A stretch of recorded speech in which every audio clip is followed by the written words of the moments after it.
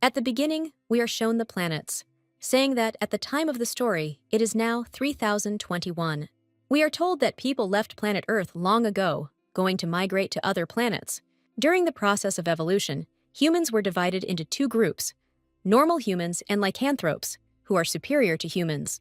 The action takes place in the main city, the third star sector, after which we are shown the city itself. The news says that a massive invasion of insectoid creatures has been repelled. Afterwards, we are told that human girls are required to marry a human by the age of 20 in order to continue the family line. If the girl herself does not get married, then exactly at midnight on her 20th birthday, a gadget is activated that randomly selects a partner for her. The action moves to a wedding. Many guests talk about the future husband and wife. In the lounge sits a bride named Sophie, dressed in a beautiful dress and veil. The main character's mother asks if she has managed to contact Hazel yet, but the man calls her on the bracelet, saying that he needs to leave urgently because he must save the heroine's younger sister. Hearing their conversation, the mother says that they shouldn't have adopted the youngest daughter. The brunette herself is not in the best condition, because if Hazel doesn't have time to arrive, the system will automatically marry her off to a random man. Violet-eyed asks herself how it all happened, especially by accident. At the age of 13, the heroine received severe injuries, due to which she was placed in a special capsule for 5 years to recover. No one believed that the girl would survive, but her mother never stopped believing. When the girl was in a coma, her father managed to adopt another girl, and everyone began to treat her better than the brunette herself. Sarah is a very cunning girl, and she easily deprived Sophie of everything that she valued so much. Violet-eyed is disappointed that even her fiancé is now chasing Sarah. If she had known about this, she would not have interfered with their relationship. The main character is trying to understand what exactly she needs to do right now, and whether she should really rely on the system. But when she imagines her ugly husband, the girl immediately rejects this idea. The brunette loves handsome men too much to end up marrying someone she finds unattractive. Violet Eyes decides to take matters into her own hands, asking her mother to cover for her at the banquet. The girl leaves the break room while her mother asks where exactly she is going. The brunette replies that she is going to look for a husband, a sly grin flashing on her face. We see the main character walking through empty corridors, trying to find a new husband. Sophie looks absolutely stunning in her white wedding dress. She really is very beautiful. There is some strange movement behind the brown-haired man, and it looks like we can see part of a white tail. The violet-eyed one herself is surprised by this furry thing, turning around to check for sure. Someone pulls the girl by the hem of her dress, and she literally has to look back. We see a lycanthrope with white hair and blue clothes, sitting in front of the bride. The blue-eyed young man introduces himself as Arlen. He is a little confused by this whole situation. Blue-eyed is clearly interested in the main character, but all his clothes are badly damaged. Sophie thinks that the lycanthrope in front of her is most likely a teenager, even though she really liked the young man. The bride decides to leave the guy alone, because her main task at the moment is to find a husband. But the lycanthrope holds the hem of Sophie's dress, asking where exactly she's going. The girl politely replies that you are looking for a groom, and for now she doesn't have time for the white-haired one. The blue-eyed man asks the brown-haired girl not to go anywhere with a blush on her face. Apparently, he likes her too much.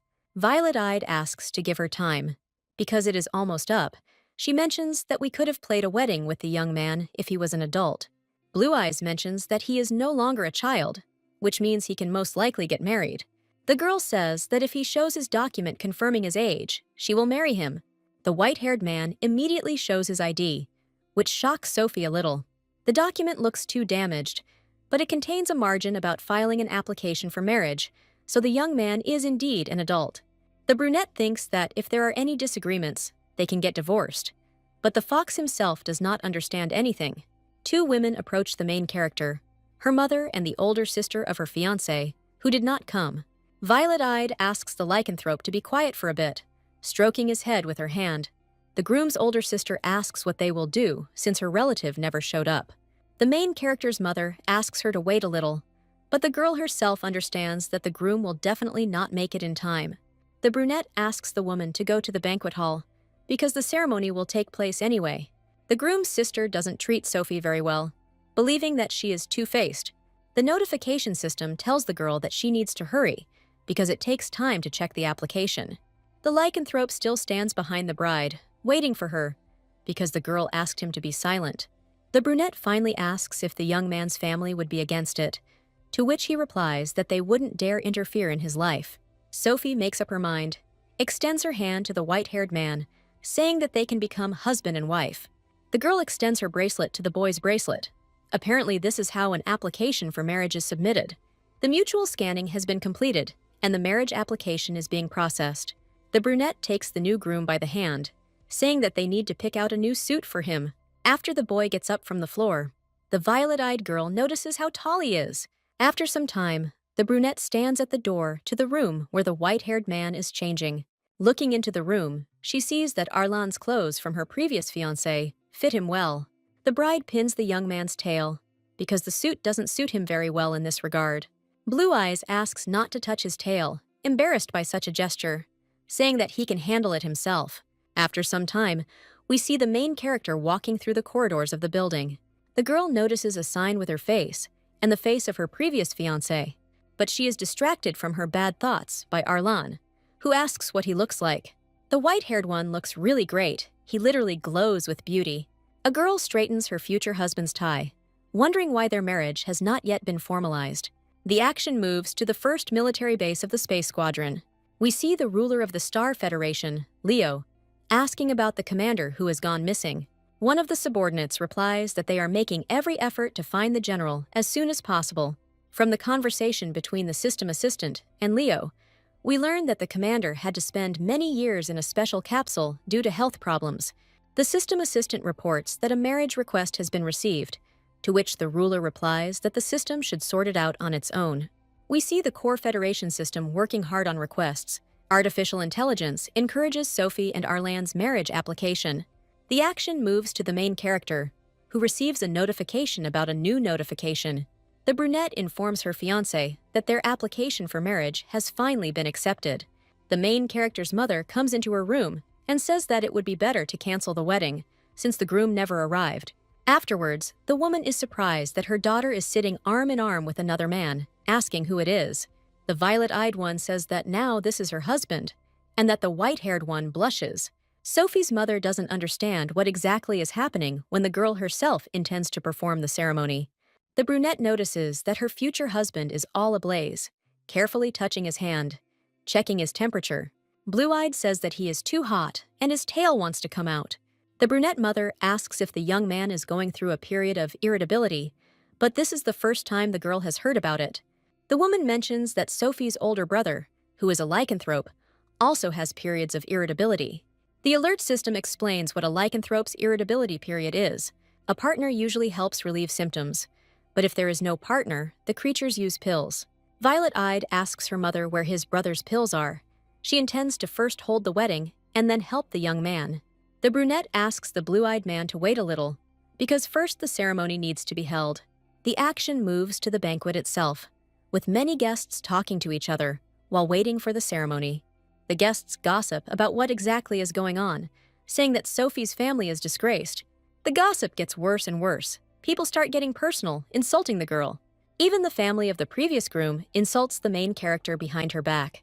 Sophie's older brother approaches her father, telling him that he shouldn't be angry because everyone can see it.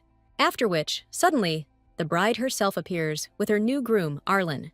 The guests turned around in amazement at the sound to see what exactly was happening in this room. The brunette asks for forgiveness for being late, after saying that the ceremony can begin. The guests are amazed at how handsome the new groom is, and also at where the previous groom is. The older sister's wife is amazed that now a completely different person is walking arm in arm with Sophie. Violet Eyes asks Arlan how he is feeling, noticing that he is getting hotter. But the white-haired man assures the girl that there is nothing to worry about yet, although he really doesn't look very good. The brunette asks the registrar to skip everything that is not so important in his speech and go straight to the main thing. The man asks Arlan if he is ready to take a brown-haired woman as his wife, to which he answers in agreement. Sophie immediately replies that she also agrees to marry the guy, drawing him towards her. The newlyweds kiss, consolidating their marriage. The violet-eyed one was very lucky to find a new groom so quickly. After the main banquet, our heroes are sitting in their restroom. Sophie asks to bring medicine to the room. The warning system says that the girl herself can ease Arlan's suffering, to which the man himself pulls her towards him. The girl asks her fiancé to wait a little longer, because the medicine will be here soon. Violet Eyes is clearly concerned about this state of affairs, wondering where her mother is. But Arlan drives away the heroine's thoughts, pressing her from behind to himself, breathing heavily into her skin. The brunette thinks that this whole wedding is just a nightmare. The girl hopes that everything will get better soon. But suddenly, the blue-eyed man carefully takes the heroine by the chin, pulling the brunette's lips to his own. The man burns the main character's ear with his breath, causing her to blush. Sophie finally understands what is going on, and how exactly she can ease the boy's suffering. The violet-eyed one cannot refuse the blue-eyed one such a favor, because he helped her a lot. The white-haired man has tears in his eyes, and he is silent about asking Sophie for help, blushing deeply. The brunette agrees, letting her hair down and also pulling the guy towards her, as close as possible. Our eyes are presented with the scene itself. How exactly the two heroes help each other in such a situation.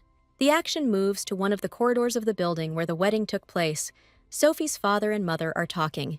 The man is perplexed by this whole situation, how his daughter could change her fiancé.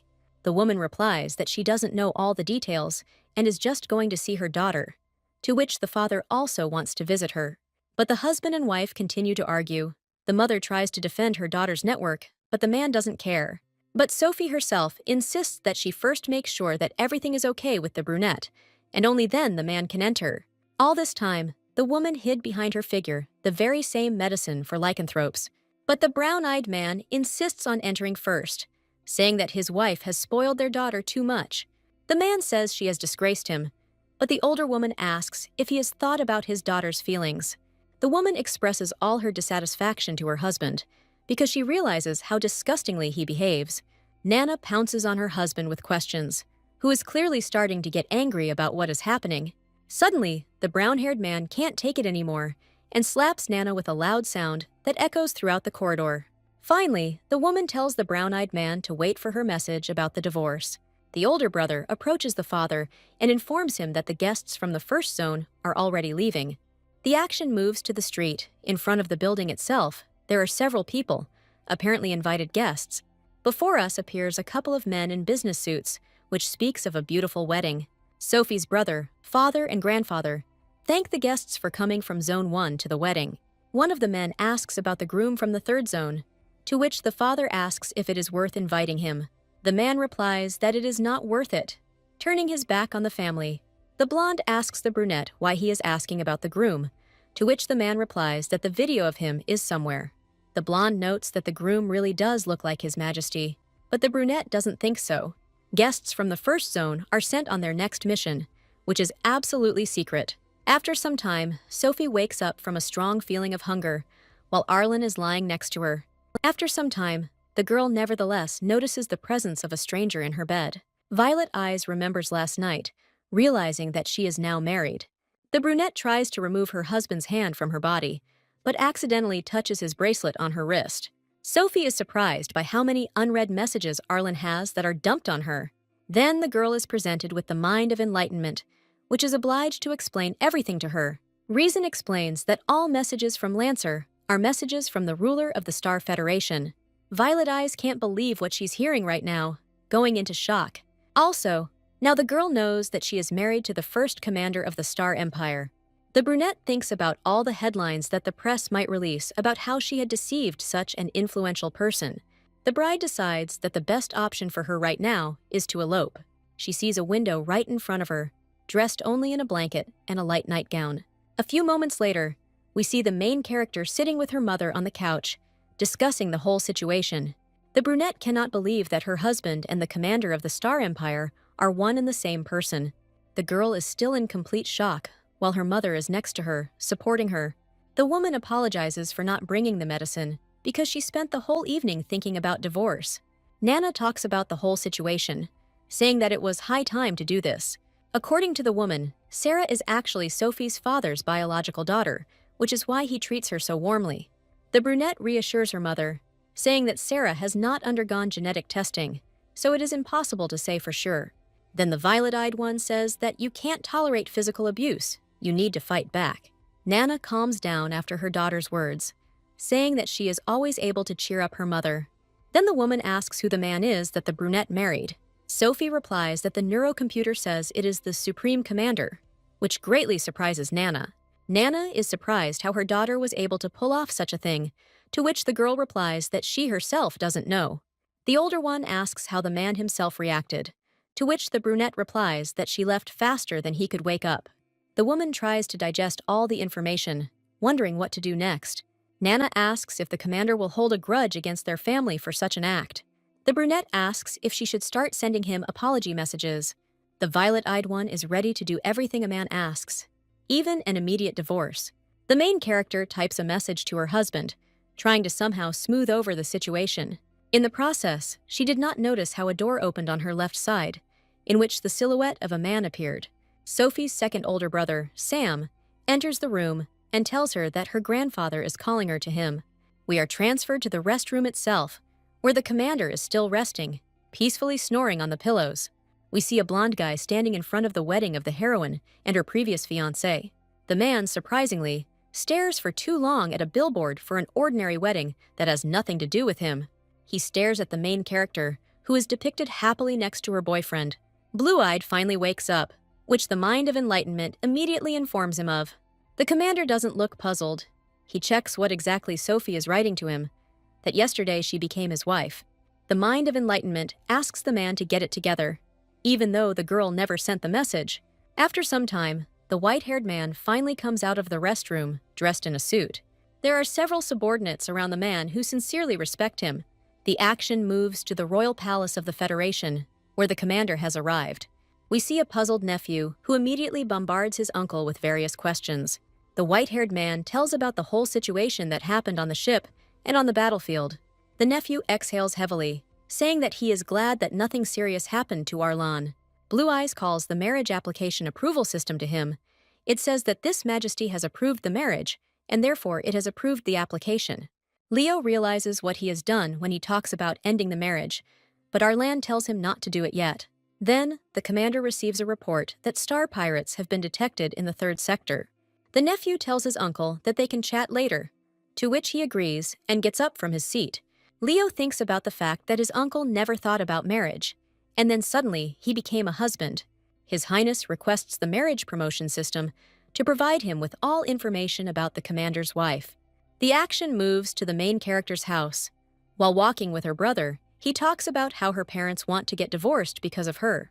The brunette is shocked that she is considered guilty, but her brother does not find anything strange in this. Suddenly, someone interrupts the sister and brother's conversation, causing them both to turn towards the voice. Sarah herself appears before us, with tears in her eyes, saying that it really is not her fault. Sam immediately runs up to the girl, talking about her wound, but she wants to talk to Sophie alone. The guy leaves the girls alone, going in the other direction. Apparently now, there will not be the most pleasant conversation. Green-Eyed apologizes for this incident, saying that no one wanted everything to turn out this way. But the violet-eyed one doesn't buy into her stepsister's tales, looking at her coldly. The younger sister actually starts crying, asking for forgiveness for her ex-fiancé. The brunette switches topics of conversation, suddenly mentioning a strong smell that she can smell. The sister takes the girl by the chin, saying that it is a strong aroma of tea. But Sarah doesn't understand what exactly Sophie wants to say when she asks if she is angry with the girl. The girl cries even harder, asking her sister to forgive Hazel, because it is not his fault. The green-eyed one won't be able to ask for anything for herself if this couple breaks up because of her. She's really worried about her sister. Sophie asks the lady not to blame herself, because of this incident, she found her true love. The brunette tells how she found a replacement for her fiancé, having met a handsome lycanthrope. Violet-eyed boasts about her good relationship with her husband, although she doesn't know him well. The main character continues to thank her sister for everything turning out the way it did. Green-eyed doesn't understand what's going on. Didn't Sophie love Hazel all this time? The younger one says that if they don't get married, it will affect the attitude towards their family. But the brunette remembers that Sarah is also from their family, which means that a good relationship can be maintained. Violet Eyes says that Sarah can marry Hazel, and everything will fall into place. But the green-eyed one asks not to joke with her like that, moving a little back from her stepsister. We see the girl's true nature. Everything is not going according to her plan, She hoped that Sophie would get angry. The younger one asks the brown-haired girl to come to her grandfather, saying that she will go to her room. Violet-eyed smirks. She has figured out Sarah. Realizing what exactly she is trying to achieve, the heroine decides to wash her hands first and only then go to her grandfather, because this worries her a lot. After some time, we see Sophie coming to her grandfather, who is busy. But seeing his granddaughter, the man puts aside his business, asking her to sit next to him. The gray-haired man asks where the guy she married yesterday is, to which the girl replies that he has some business to attend to. The brunette is worried, convinced that it is better not to talk about who exactly her husband is for now. The lady begins to justify her actions to the elder, to which he asks if she likes this man. The brunette replies that she likes him, but she doesn't mention that they are too different. The grandfather asks why his granddaughter is hiding the groom's status. Is it really that low? The girl cannot admit that she married a commander who is several times higher in status than her.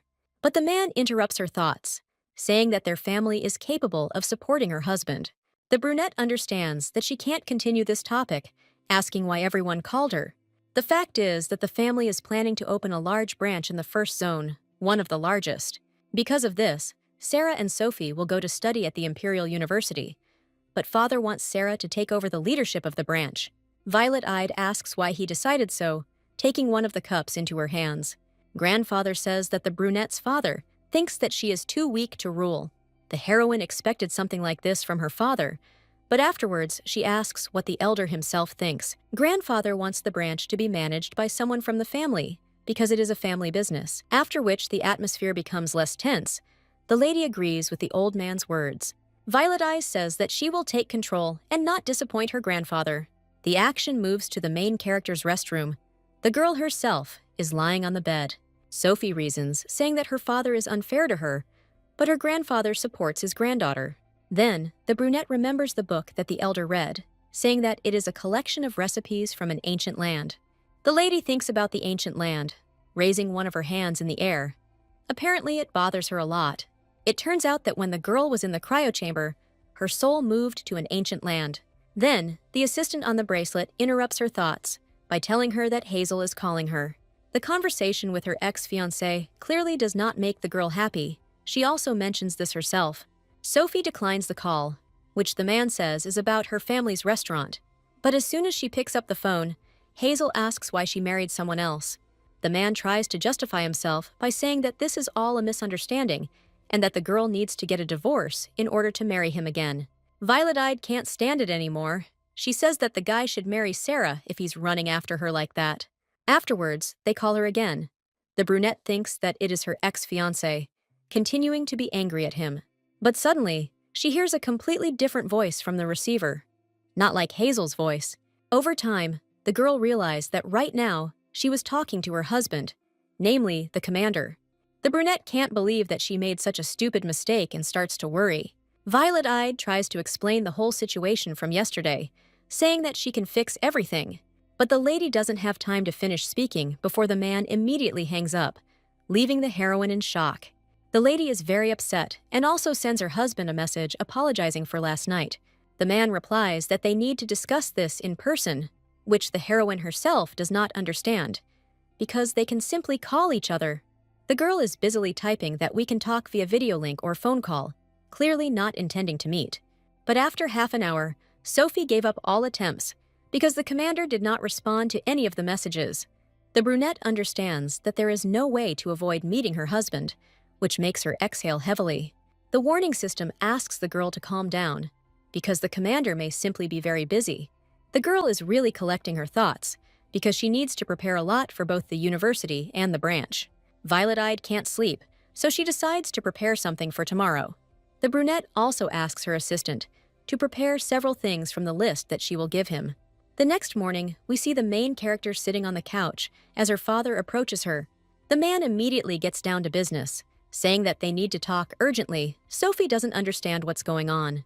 The brown-eyed man says that it is his daughter who is to blame for everything, becoming tense during the conversation. Afterwards, the man says that Hazel didn't miss the wedding on purpose, and if they don't get married, their families won't cooperate. But the girl acts innocent, asking if her father hasn't figured out what's going on yet. The brunette says that Sarah and Hazel are in love with each other, and she didn't want to interfere with their happiness. Violet-eyed confirms her words by saying that her ex-fiancé was ready to do anything to save Sarah. So, it would be better for everyone if the younger sister married Hazel. The main character continues to play the role of a loving sister. The father believes her and apologizes. Brown-eyed gets up from the couch, immediately deciding to talk to Hazel's family. The lady also insists on this. The brunette says that it's better to decide everything about the wedding right away, and only then tell the younger one about it, because she's shy. Then, after her father leaves, the heroine wipes away her acting tears. Looking indifferently into the distance, her assistant is surprised by the mistress's excellent performance, to which Sophie praises herself for it. The assistant prepared everything that the heroine asked for, and we see how she goes into some room. The brunette asks the assistant to close the door to the room, because she doesn't want anyone to disturb her. The assistant closes the door, revealing a room equipped with cameras and various tools for preparing food. All the ingredients look absolutely delicious. They are truly the best quality. Violet-eyed puts on her special cooking clothes, saying that she can start broadcasting. The girl has many viewers who have been waiting for her broadcast, because she cooks the best dishes. The lady thanks the audience for all the kind words as she prepares the fish for cooking. Today, the brunette is going to cook fish with nut sauce. She also does not show her face. The main character is cutting fish in a workshop, and commentators are surprised that such a method of cutting even exists. The action then moves to the commander himself, who is hard at work at his desk. The white-haired one looks great working, while his assistant is nearby. The artificial intelligence watches the heroine's broadcast, saying out loud that everything looks very tasty. But this flickering irritates the commander, so he asks his assistant to shut his mouth. The assistant tries to justify himself by saying that the girl cooks too deliciously and he can't tear himself away. The artificial intelligence is still unhappy that its owner is such a miser. The assistant asks the main artificial intelligence to find information about this cook in order to feed the commander. The program replies that this girl is the commander's wife herself, which shocks the assistant. The program immediately informs Arlen that he continues to work at his desk. Blue-eyed is clearly surprised by this information, because he clearly did not expect such an outcome. This clearly intrigued the man, and he asked if Sophie was still broadcasting live. The white-haired man asks to put the live broadcast on the screen so that he can watch it himself. The girl had almost finished cooking, pouring a special sauce over the entire dish as the audience commented. Arlan asks what the most expensive gifts are available in the chat. Apparently, he wants to please his wife. The most expensive gift in the chat turns out to be a luxury spaceship worth 1,000 coins. A man sends 999 spaceships to a girl at once. The brunette is very surprised by this state of affairs, wondering who it could be. Violet Eyes thanks for such a gift, after saying that she will send some food to the user's email. The man sends the address to Sophie in private messages, after which she ends the broadcast. The brunette ends up in first place in terms of viewers, and her number of subscribers has also increased. The lady explains that not everyone can afford such expensive food, which is why they watch the broadcasts. The heroine explains that she hides her face so that she has at least some kind of ace up her sleeve. The action moves to Arlen's residence. The building looks very stylish and futuristic. We see a blue-eyed man sitting at a large table with several plates of food in front of him. The white-haired man is trying to decide what to try first, because the food from his wife looks delicious. The assistant asks how the food tastes after the commander takes a piece into his mouth. Arlan blushes, but doesn't answer yet, apparently because of how delicious the food is. The assistant asks if the man would like to personally compliment Sophie by sending her a message. At this, the commander immediately becomes gloomy, remembering Sophie's messages that they might get divorced. The man replies that she will not be happy with his messages, because she is too afraid. The assistant says that it is only because the blue-eyed man does not make the first move towards the girl. The action moves to Sophie's family residence. We see the lady sitting in the garden with her mother. Nana hums to herself while working on the flowers. Apparently, she is in a very good mood. Even Violet-eyed notices this, asking what exactly has come over her mother so much. The woman replies that she was very worried about her daughter, because she was afraid that the commander would take revenge.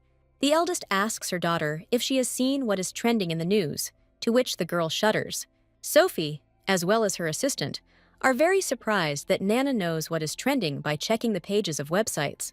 Checking the trends, the brunette notices that the first place is occupied by the news that the commander publicly announced his marriage. The main character does not understand the man's intentions. Does he really not want to get divorced?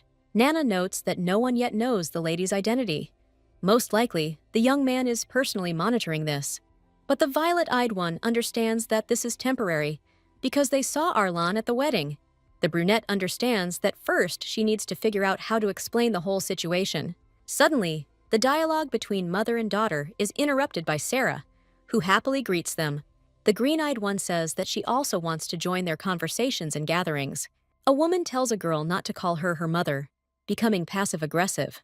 The adopted daughter starts crying, saying that she didn't want to ruin the brunette's wedding. The younger one continues to squeeze out pity for herself, but Nana doesn't fall for her acting. Suddenly, this whole drama is interrupted by the father of the family himself, who asks what is going on here. But Sophie manages to shut Sarah's mouth in time, saying that her mother told the story of how she and her father met. The brown-eyed man is clearly surprised that Nana is telling such a thing, but the woman is cold. In conclusion, the man mentions that dinner is ready, and it's time to go to the table before everything gets cold. Violet Eyes puts pressure on her sister, saying that even if her parents get divorced, there will never be a place for her mother in the house. The brunette makes it clear that if the younger one's leg hurts, it is better to lie down and rest, rather than walk around doing nothing. Sarah asks if her sister is threatening her, but she loudly replies that he is just caring. The green-eyed girl understands that this is a feigned concern for her father, but still thanks the girl. Sophie leads her sister by the arm, loudly announcing that she is most likely very hungry. After some time, the brunette's entire family gathers around one dinner table. Even at the table, the father manages to make a remark to his son about him eating with a screen. But Sam refuses, because soon there will be a report about his new single. Apparently, he is trying to become an idol. The man is clearly unhappy with this, citing as an example his brothers and sister who are entering university. But suddenly, the brown-eyed man is worried about the head of the family, who says that the youth should decide their own future. We see the little sister pulling her father by the shirt. Apparently, he wants him to ask something. The man asks if the grandfather has decided who will manage the branch. The gray-haired man replies that both girls are inexperienced, so this issue cannot be decided hastily. The brown-eyed man insists that Sarah has experience, since she helped him in the store for 2 years. The man also mentions that the violet-eyed woman has constant health problems. The brunette immediately realized that he was talking nonsense, simply looking silently at her father in response. The whole argument is suddenly interrupted by Nana, who places her chopsticks on her plate too loudly.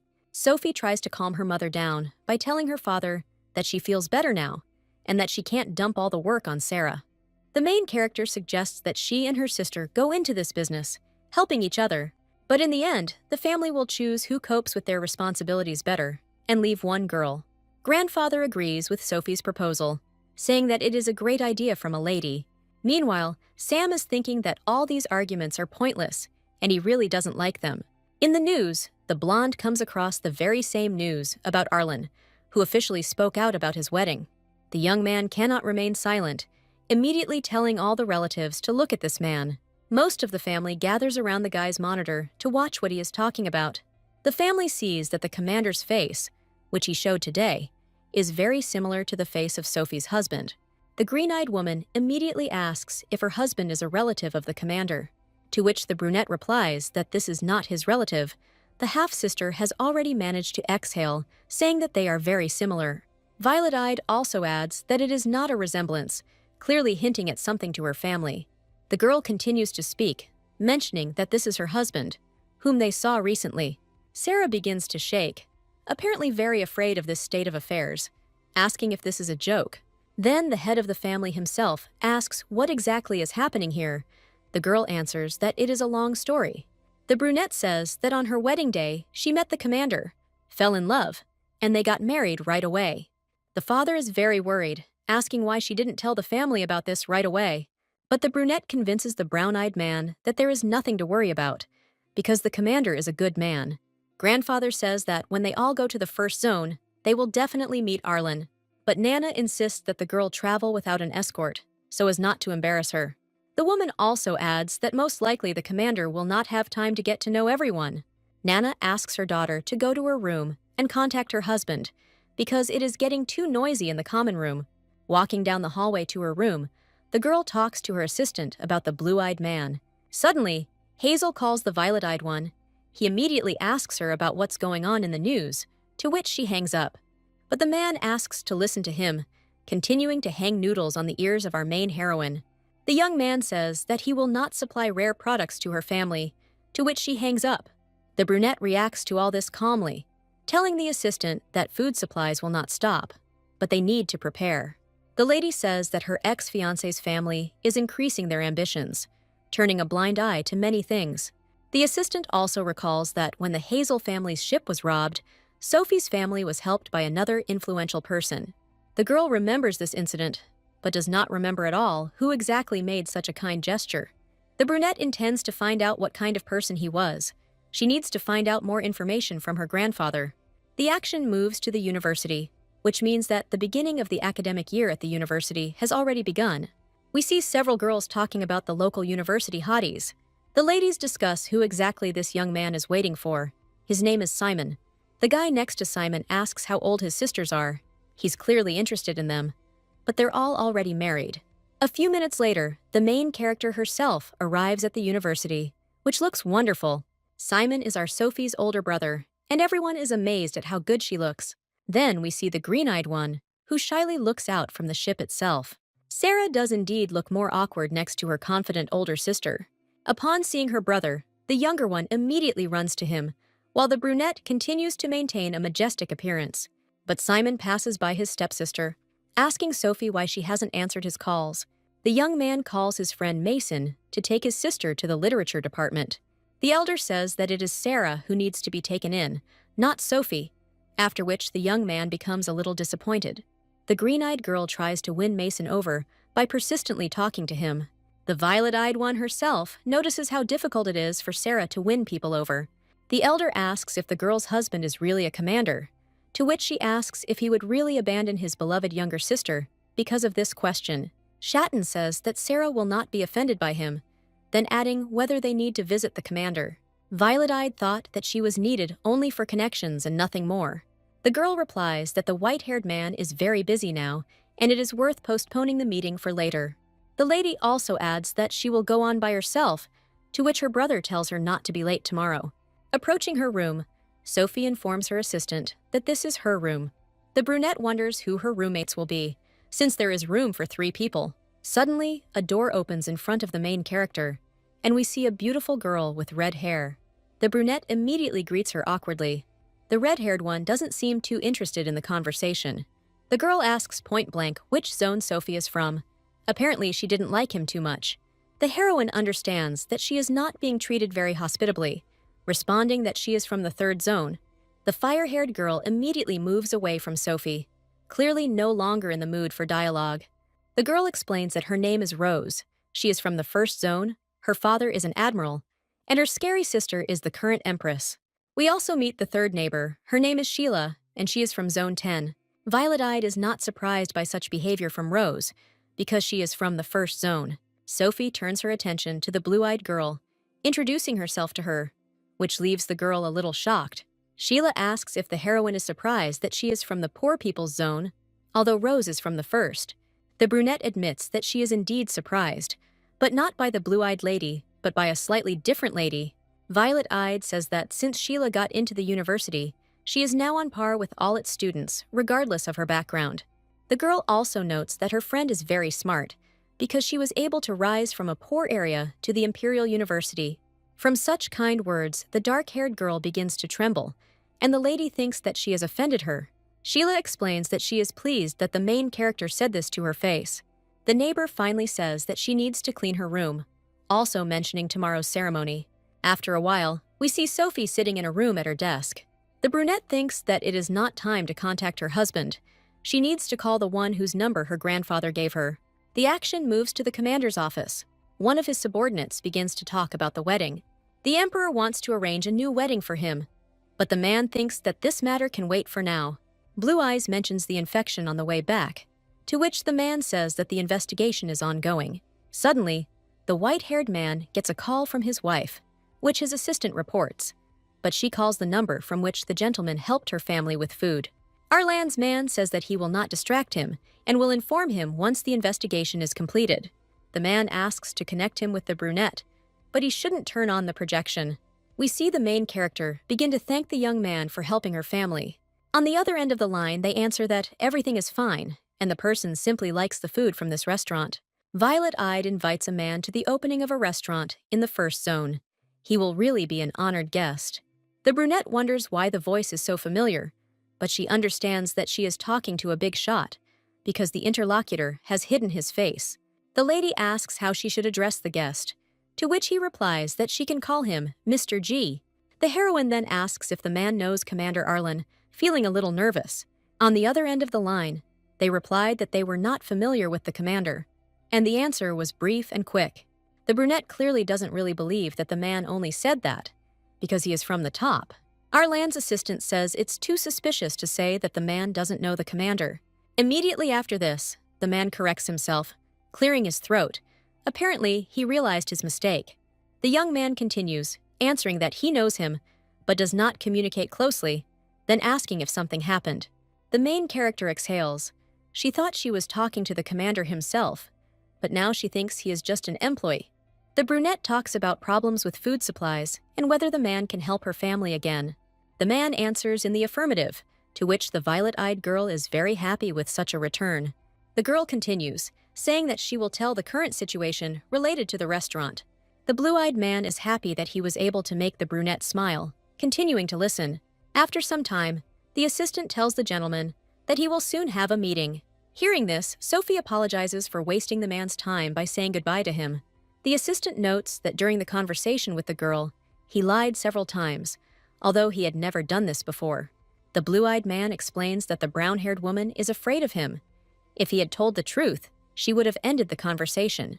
The AI then asks why the gentleman interfered with Sophie's family business in the first place, but the man is not going to answer this question, asking to be connected to the meeting as soon as possible. The action moves on to the next day, and we see the university lecture hall itself. Students gradually gather for the first-year commencement ceremony. We see Sophie and Sheila sitting together in their university uniforms, not speaking to each other. Violet-eyed asks where Rose is, because the ceremony should open very soon.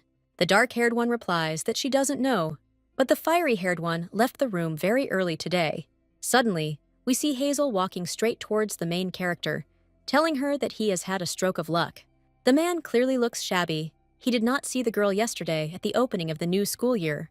The young man is also interrupted, and we see the familiar fiery curls that belong to our friend. This is Rose, looking as arrogant as ever. The girl is also wearing a university uniform. The girl puts the man in his place, saying that this is only a women's zone. Why is he even here? Violet-eyed thanks the lady for getting rid of another problem so quickly. Several girls behind our heroines are wondering who these beauties are in front of them. The girl knows Sophie and Rose, while Sheila is called just some girl from the low zone. The blue-eyed girl tries not to pay attention to it, but the brunette notices that she is uncomfortable. The main character supports the girl, then asks if they can put the kitchen in the corner of the hallway. The brunette mentions that she is not at all satisfied with the food in the canteen, to which Sheila is surprised that the lady can cook. The dark-haired girl is not at all against the heroine installing a kitchen in their common room. The fire-haired girl asks if the girl's cooking is good, to which she replies that it probably is. Rose also agrees to have a kitchen in their room, but if Sophie cooks something bad, she will demolish it. Then the heroine is distracted by the blue-eyed girl, asking her to look at the stage, because there is a very handsome man there. The brunette turns her attention to the stage, where a respectably dressed young man is walking. Looking closer, we realize that this is her husband, Arlan, who for some reason came to the ceremony. Most of the girls are delighted with such a handsome man on stage, cherishing the commander from head to toe. But Sophie herself is too surprised by this outcome of events, because she did not expect this at all. The dark-haired girl asks her neighbor if everything is okay with her, because she is too red. The lady is fine, but she is very nervous because of her husband's presence. Violet-eyed tries to calm herself down, hoping that blue-eyed won't notice her in such a crowd. But as soon as the girl raised her eyes, she immediately saw that Arlan's gaze was directed right at her. Sophie then receives a message from the commander, saying that he wants to meet after the ceremony. While all the students were listening to the commander's speech, the main character was absorbed in her thoughts. After the ceremony, we see a student walking towards the commander's personal aircraft. The brunette announces that she has arrived, clearly nervous about the whole situation. Walking deeper into the room, the girl sees a man resting in his chair. The blue-eyed one looks very relaxed, like he's sleeping. His eyes are closed. Violet-eyed is surprised that the young man fell asleep. Is he really that tired? The girl also notices that when the white-haired man rests, he looks like a cute boy. The student is confused by the fact that the man she married and the commander are very different. The lady remembers those very fluffy ears that she could touch at their first meeting. While trying to touch her ears, Sophie is accidentally woken up by a man, but he does not seem very disturbed. The brunette immediately jumps away from the blue-eyed man, asking if she disturbed him. Arlan directly asks the girl if she is afraid of him. Apparently, he is determined. The lycanthrope asks if Sophie was afraid of him when she was irritable, since she is afraid now. Violet-eyed is surprised. I ask if the commander really doesn't remember what exactly happened that evening. The white-haired man replies that he remembers that it was she who proposed marriage, after which the lady asks about divorce. But the long-eared one doesn't understand why the girl decided this. Apparently, she really has a special place in his heart. The brunette is surprised again. She thought that the commander called her to talk about this, but apparently this is not so. The marriage is not celebrated, because the man himself does not want it, which puzzles the girl even more. Blue-eyed says that Sophie needs to meet the young man's nephew, because the boy himself wants it. The student moves closer to her husband and feels extremely uncomfortable. Then the violet-eyed girl asks how she can best tell about the wedding and her situation. The white-haired man tells her to answer honestly, but without going into detail. The conversation between two people is interrupted by another pair of people who enter the room arm in arm. This is the nephew of the commander, who is the emperor, and the older sister of Rose, who is the empress. Leo asks if the heroes came straight from the university, to which Arlan responds with a yes. After introducing the brunette as the emperor's aunt, the girl herself shudders. Violet-eyed takes the commander's clothes, hinting that there was clearly too much with the aunt. But the man clearly doesn't understand this hint, smiling, because his beloved wife has paid attention to him. The empress takes her aunt by the hand, asking what faculty she is in, because her beloved sister studies with her. Sophie says that she knows Rose. They are together both at the faculty and in the dorm room. After the ladies left the men, Arlan asks his nephew if he has forgotten anything. The white-haired man pressed the younger one, asking why he was giving his aunt the gift he had prepared. The gift box looks very expensive. It literally glows with luxury. The brunette is a little embarrassed, because she doesn't know if she can accept such an expensive gift, to which her husband replies that she should calmly take the gift and not worry about anything. Violet-eyes accepts the box, bowing to the emperor, thanking him for the gift. Blue-eyed asks the student if she wants to open the gift right now and see what's inside. The girl agrees to this proposal because she is most interested in what gift the emperor gave. Opening the box, the lady sees that it contains some kind of small blue chip. The white-haired man explains that this is the key to a personal spaceship with imperial symbols. Blue-eyes mentions that his brother and his wife have been traveling for many years on one of these ships, but the man doesn't know when he will be free to travel as well, which Sophie thought she didn't even ask him about. After a while, we see a husband and wife walking down one of the corridors. Suddenly, the commander wraps his tail around Sophie, blushing deeply. Blue-eyes explains that he is having another period of irritability, sighing deeply. Sophie is surprised that the man has started it again, asking if he has any medicine with him. After the student's question, the white-haired man immediately faints. The girl tries to hold him back. The lady asks the assistant commander to help him while she holds his tired body. The artificial intelligence explains that his master is an unusual lycanthrope. He has a period of irritability every month. Violet-eyes is surprised by how different Arlan is from most lycanthropes. The assistant reports that after the main character's previous help, all the medications stopped working. The brunette thinks that the general does not want to divorce her, because only she can help him, after which the girl asks the assistant to leave. Her mood is clearly spoiled by such news. After some time, both heroes find themselves in the personal quarters of Commander Arlan. The man's house turns out to be very empty, which is what Sophie thinks about as she looks around the apartment. The girl helps the young man get to the sofa so that he can finally rest a little, but the white-haired man turns her to face him, pulling her onto the sofa towards him, almost crying. The blue-eyed man carefully takes Sophie's chin, pulling her even closer to his lips.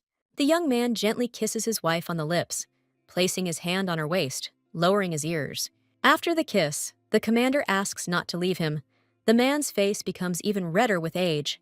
Violet-eyed replies that she is not going anywhere, carefully taking her husband's face in her hands. The lady also asks Arlan not to cry, but to this, the lycanthrope asks to kiss him again. The student follows her husband's instructions without hesitation, carefully pulling him into another kiss. The white-haired man takes the initiative, taking the girl by the wrist, supporting her head. The main character's hair was very disheveled, and her shirt was very unbuttoned at the top. Seeing this picture, the commander says that even this is not enough for him, continuing to blush. The man moves closer to Sophie's neck, whispering sweet words in her ear, treating her softly. The action moves to the next morning at the university. In one of the classrooms, they ask where the girl is. Sheila is very worried about her friend, hoping that she will not recognize him while Rose is in thought. Then, we see the main character rushing into one of the university's lecture halls. The brunette exhales deeply, happy that she made it to class on time and wasn't late for it. Sophie thanks Arlan's assistant for giving her a ride, after which the program replies that it will pick her up after classes. We are shown something that happened not so long ago, namely a brunette in her husband's bed, who realizes that she is late. The man's assistant informs the girl that her classes start in 15 minutes. Afterwards, Arlan himself stands up, saying that he will ask his assistant to take the girl to the university. After a while, we see Sophie walking down one of the corridors, meeting her sister. Green-eyed greets her stepsister, then mentions that she didn't see her in the dorm that evening. The girl was very worried about her sister. After talking about how they would need to stop at a restaurant after university, then Sarah asks if Sophie will go with her, since they only have one aircraft. The violet-eyed one immediately suspects her sister of some kind of conspiracy, because in her opinion, she cannot worry about the brunette. The pink-haired girl replies that this is not true at all, because she sincerely cares about the eldest. The brunette sits down at her place near her friends. Sheila asks if the girl is okay. Blue Eyes mentions that yesterday, her sister was looking for the lady in the dorm, but she couldn't find her. The student explains that everything is now settled, and Sarah is not her sister. The dark-haired girl nods. Rose then tells that her sister said that Sophie is the commander's wife. The violet-eyed one admits that this is indeed true, after which her friends jump up in shock. When asked how they met, the girl replies that they fell in love at first sight. After some time, classes ended. Sheila asks if the heroine is going to return to the dorm. Sophie admits that she is now going to the restaurant on a different form of transport, which means she is not with her sister. Getting up from our seats, we see that Hazel had been sitting next to the girls all this time. He also gets up from his seat, following the main character, intending to talk to her again. But suddenly, something stops the man, blocking his path with a sharp movement. The young man doesn't understand everything, but after a couple of seconds, we see the commander's assistant next to the lady. The AI looks towards Sophie's ex-fiancé, clearly ready to fight back. The action moves to the commander himself, who is holding an important meeting. But suddenly, we hear the voice of the master's assistant, who interrupts him. The AI took a photo of Hazel, saying that the man was harassing the master's wife. The man suddenly stands up from his seat right at the back of the conference room, which is very surprising. The white-haired man looks very angry. Then he announces a break, literally for 5 minutes. The blue-eyed man's assistants do not understand what exactly prompted the man to take a break. The lycanthrope leaves the room, immediately calling his wife and asking to turn on the projection. The girl is surprised by such a rush, especially since her husband now has a meeting that he must attend. Arlan replies that he is currently on a break. Then the lady asks if it is true that she has to go to him now. The white-haired man justifies his request by saying that they became husband and wife, which is strange. Violet-eyed tries to explain that she is studying, but the man insists on his own. The brunette finally asks if the young man wants this only because of his phase, since the pills don't help. The student is not going to be a cure for the rest of her days. The lady wants to clear things up. But suddenly, the connection is interrupted, and the entire projection lags heavily, leaving Sophie confused. Violet Eyes asks her assistant what's wrong, pointing to the communication screen. Artificial intelligence understands that it was the owner himself who made it so that his face was not visible. But he tells the girl that there was serious signal interference, and the connection was interrupted. Sophie finally arrives at the restaurant, and the assistant asks when she can be picked up. 588. The brunette replies that first she will wait for a call from the commander, and then she will decide. The action moves to the restaurant itself, namely to the guest room, where one of the chefs praises Sarah. The cook turns out to be an uncle, who says that under his wing the girl will learn a lot. The green-eyed one replies that Sophie is the chief prior, and the girl herself definitely has something to learn. After a while, the violet-eyed girl herself comes in, greeting everyone in the room. The girl's father immediately begins to complain that the student was late. The man also mentions that the brunette was not at the hostel last night, calling her irresponsible. Sophie asks her sister why she didn't wait for her older sister, then accuses her of almost everything. The uncle also joined the conversation, asking to finally tell where his niece had been the night before. The brunette says that yesterday she was with her husband and met with the emperor and empress.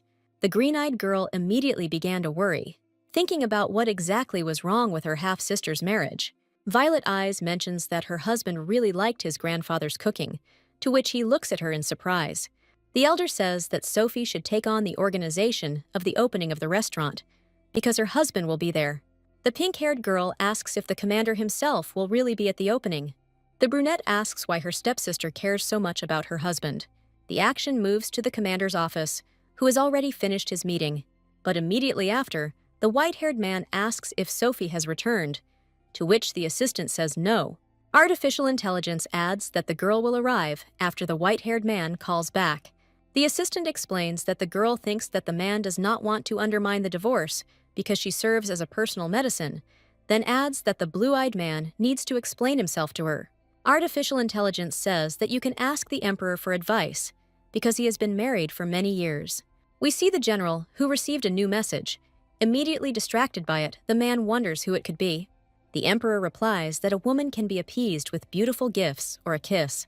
But Arlan doesn't like this advice at all, to which his assistant tells him to ask another person. The action moves to Sophie's family restaurant.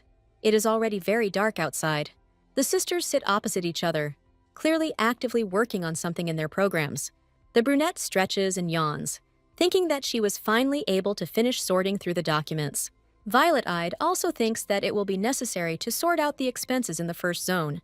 The pink-haired girl approaches her sister, asking if she needs help organizing, but the student refuses her help, not even letting her look at the documents she is working with. Sophie says that if the girl continues to spy on her next time, she shouldn't be so careful in hiding. Green-eyed finally shows her true side, saying that for now the old man is supporting the elder, but if she fails, then all is lost. The younger one asks if it wouldn't be better to hand everything over to her right away, since she is better suited for this job. Sarah continues, saying that all her sister did was lie in the capsule and get treatment. But at that time, the younger one was working herself to the point of exhaustion, and such a girl was no match for her, that's for sure. The brunette asks if the ladies are really so nervous, just because her mother is coming back soon. The receptionist is very surprised that the nurse knows about this, asking where she got this information. Sophie tells that the girl's mat name is Dakota. She is the first love of the lady's father, but after that, she mysteriously disappeared. A few years later, the woman showed up, but already as a convicted and imprisoned lady. Dakota is getting out of prison soon, so Sarah is trying so hard to take over. The pink-haired girl replies that it would be better if her sister worried about her husband, and not about her mother. Sarah says that she was supposed to marry Hazel first, but he refused, and now her sister will live with someone she doesn't love. The girl wants to hurt her sister by asking how exactly she feels. Violet Eyes replies that she doesn't feel anything about it, acting freely. Afterwards, both girls turn around. Apparently Sophie really had something in mind. Behind the pink-haired girl stands Hazel, holding a bouquet of flowers, clearly puzzled by what is happening. Sarah quickly tries to lead the man into another room, asking why he didn't warn her, but the dark-haired man takes his hand away from the girl, asking if this is really what happened that very day. The man has always treated the lady like his little sister, and he can't believe what she did. Hazel has always loved Sophie. The pink-haired one can't believe everything he says. The brunette meets the two heroes in conversation, saying that she needs to go. She has unfinished business. But the dark-haired man goes to the girl, saying that he came specifically to her, trying to get the brunette back. The man asks for another chance, holding out flowers to the violet-eyed girl. Hazel says that he, just like her, was deceived on that very wedding day. He is not guilty. But the brunette throws the bouquet right at the guy, Not intending to have any kind of conversation, Violet-Eyed says that the boy's family really has big problems now, since he came to her. The girl continues, saying that now she is only concerned about her husband, whom she likes. Just then, the commander appears behind the young man with a beautiful bouquet of red roses. Blue-Eyed looks great in his formal suit and with a wonderful bouquet. The brunette runs up to the commander, asking what exactly brought him to her now. The man confesses that these roses are for his beloved wife, to which the girl's heart melts. Compared to this beautiful married couple, Sarah and Hazel look simply ridiculous. The man's assistant reports that the pink roses that the ex-fiancé gives signify his love for the lady. The white-haired man glares at the guy, clearly unhappy with these circumstances. The dark-haired man awkwardly greets the commander, to which the commander asks what the guy wants from his wife's wife. The young man gives the bouquet to Sarah, saying that he came to her, and then leaves the room for good. The pink-haired girl rushes after Hazel, asking him to wait at least a little and let her explain. Sophie then asks what brings a man to her family's restaurant at such a late hour. Blue-Eyed replies that he came to take his wife back home. The girl also asks about what she said earlier, but the white-haired man asks to discuss it at home. We then hear a familiar voice behind the married couple, causing both characters to turn around. We see all the men of Sophie's family standing in front of the couple, asking what brought the commander to their establishment.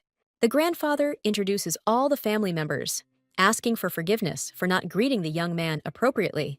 The white-haired man replies that everything is fine, then adding that he came to take his wife home. Grandfather suggests having dinner first and then going home.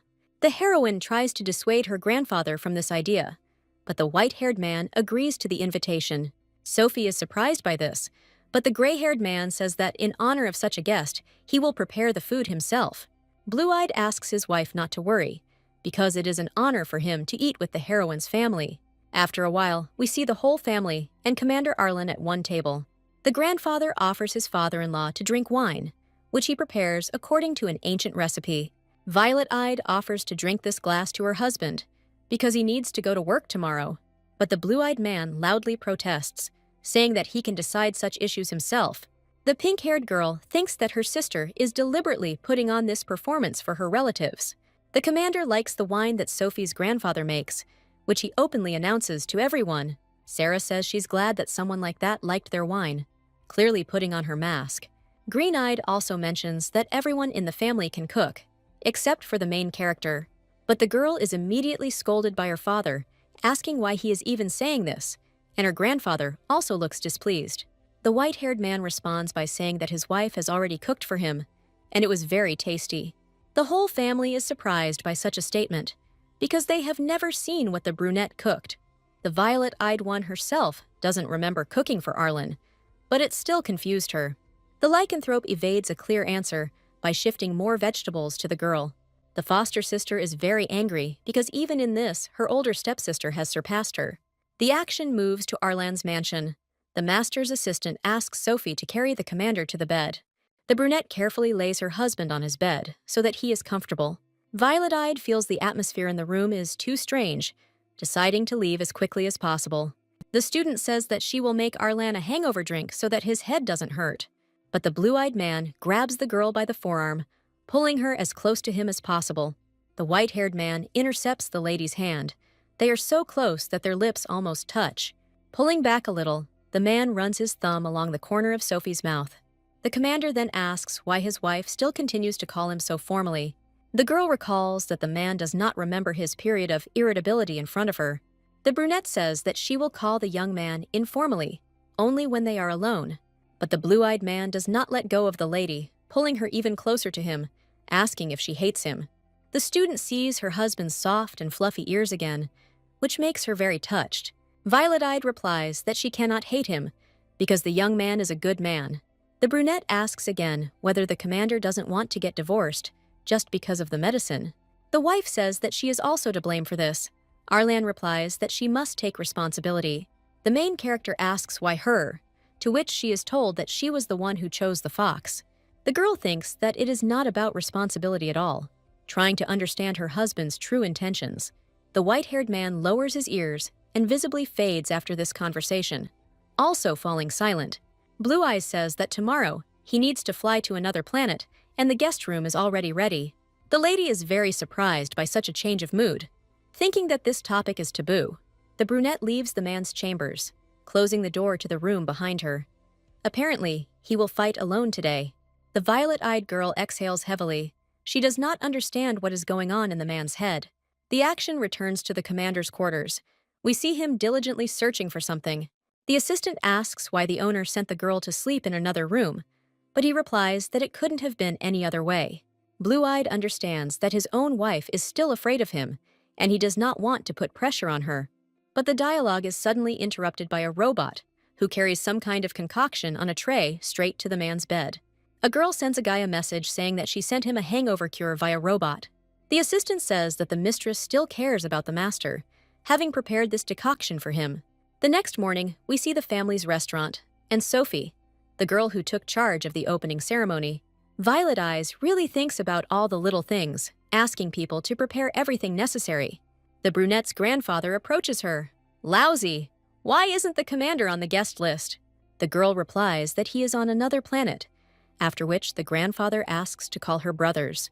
But both young men refuse their sister, and when they found out that Arlan would not be there, the girl was furious. The gray-haired man says that her brothers are popular, and if they don't come, the opening will fail. The lady asks him not to worry, because the brunette knows a way to attract attention to this restaurant. The action moves to the dormitory of the Imperial University. Most likely Sophie is already in her room. The brunette asks her friends to come to the table, because the kitchen is already set up in their room, and she wants to treat them to delicious food. Rose and Sheila are amazed by the main character's cooking, saying that it looks very appetizing. The dark-haired girl will try real food for the first time. Not just junk food, because she used to live in poverty. The brunette says that there are only a few home-cooked dishes here, but from now on she will cook more often. The violet-eyed girl also mentions that her family's restaurant is opening tomorrow, to which Rose says that she will invite her sister. The action shifts to Arlan, who is on a mission on another planet. The Empress interrupts the conversation between the Emperor and the commander, mentioning that Sophie's family restaurant will open tomorrow. But after this, the blue-eyed man's mood immediately deteriorates, which his nephew notices. The white-haired man is upset that his wife didn't tell him anything about opening this restaurant. The man is offended, but the assistant tries to convince him that the brunette thinks that he is already too busy. Arlan begins to write a message, but then asks to call Lich's deputy to his room. We find ourselves back in the dorm, where the main character is reading loudly, and Rosa is answering what her husband thinks about her. Violet Eyes tries to brush it off, since the commander is working too much right now. Fire-haired announces that her sister will be coming to the restaurant opening, but she doesn't want to draw attention to herself. But Sheila is not used to being the center of attention, saying it would be better for her not to go. Rose says that her friend must definitely go, which greatly surprises the blue-eyed girl. The girls finally manage to persuade their friend, and she agreed to go to the opening of the restaurant. The action moves to the restaurant itself, where Nana talks with her daughter about tomorrow morning. The woman is worried that the brothers will not come to support their sister, but Sophie is not upset. The brunette says that everything is fine, since both brothers are not very involved in the restaurant's affairs. The girl also mentions Dakota, but Nana remembers that this woman received a 30-year sentence. Violet-eyed thought the same, but Sarah is too active in wanting to take over the restaurant. Most likely this is their goal. Nana is very worried about her father, because he won't understand that he is being scammed, but the girl asks him to leave everything to her. But the woman doesn't need this. She didn't get divorced, only because she wants to know who Sophie's father loves more. Nana doesn't see the point in being with a man who doesn't love her. She's really sad. Violet Eyes reassures her mother, saying that there are more men than women in the Empire, and they will find her a match. The brunette agrees with her daughter, but right now it's better to go and rest before tomorrow. Sophie agrees with her mother, but her friend remembers something she almost forgot to do. We find ourselves in Arlan's house. The assistant says that the lady has returned home. The white-haired man asks to turn on the screen, but so that the violet-eyed one doesn't know about it. The girl looks very busy, carefully finishing the dishes she is preparing right now. The brunette is positively glowing with happiness that she was finally able to finish. The dishes on the table really look very appetizing and difficult to prepare. She was preparing food for tomorrow, very tired from such work, but clearly pleased with herself. A silhouette of a girl enters the shower, which already looks very hot due to the large amount of steam. Sophie lets down her hair and takes off her clothes to finally rest. The main character turns around, thinking that she is being haunted by an obsessive feeling that she is being watched. Sophie covers her naked body with a shirt, clearly nervous, but the girl thinks she imagined it. The action moves to the commander's room. We see a man watching his wife, but then asks his assistant to turn off the broadcast. The artificial intelligence assures the gentleman that the lady will not know about this, but the man insists. After the assistant left, the white-haired man blushed and showed his ears. The next day, we see the opening of Sophie's family restaurant. Everything is festively decorated. The brunette warmly greets the guests who decided to come to the opening, telling them about the location of the halls. There are several old men sitting behind the girl.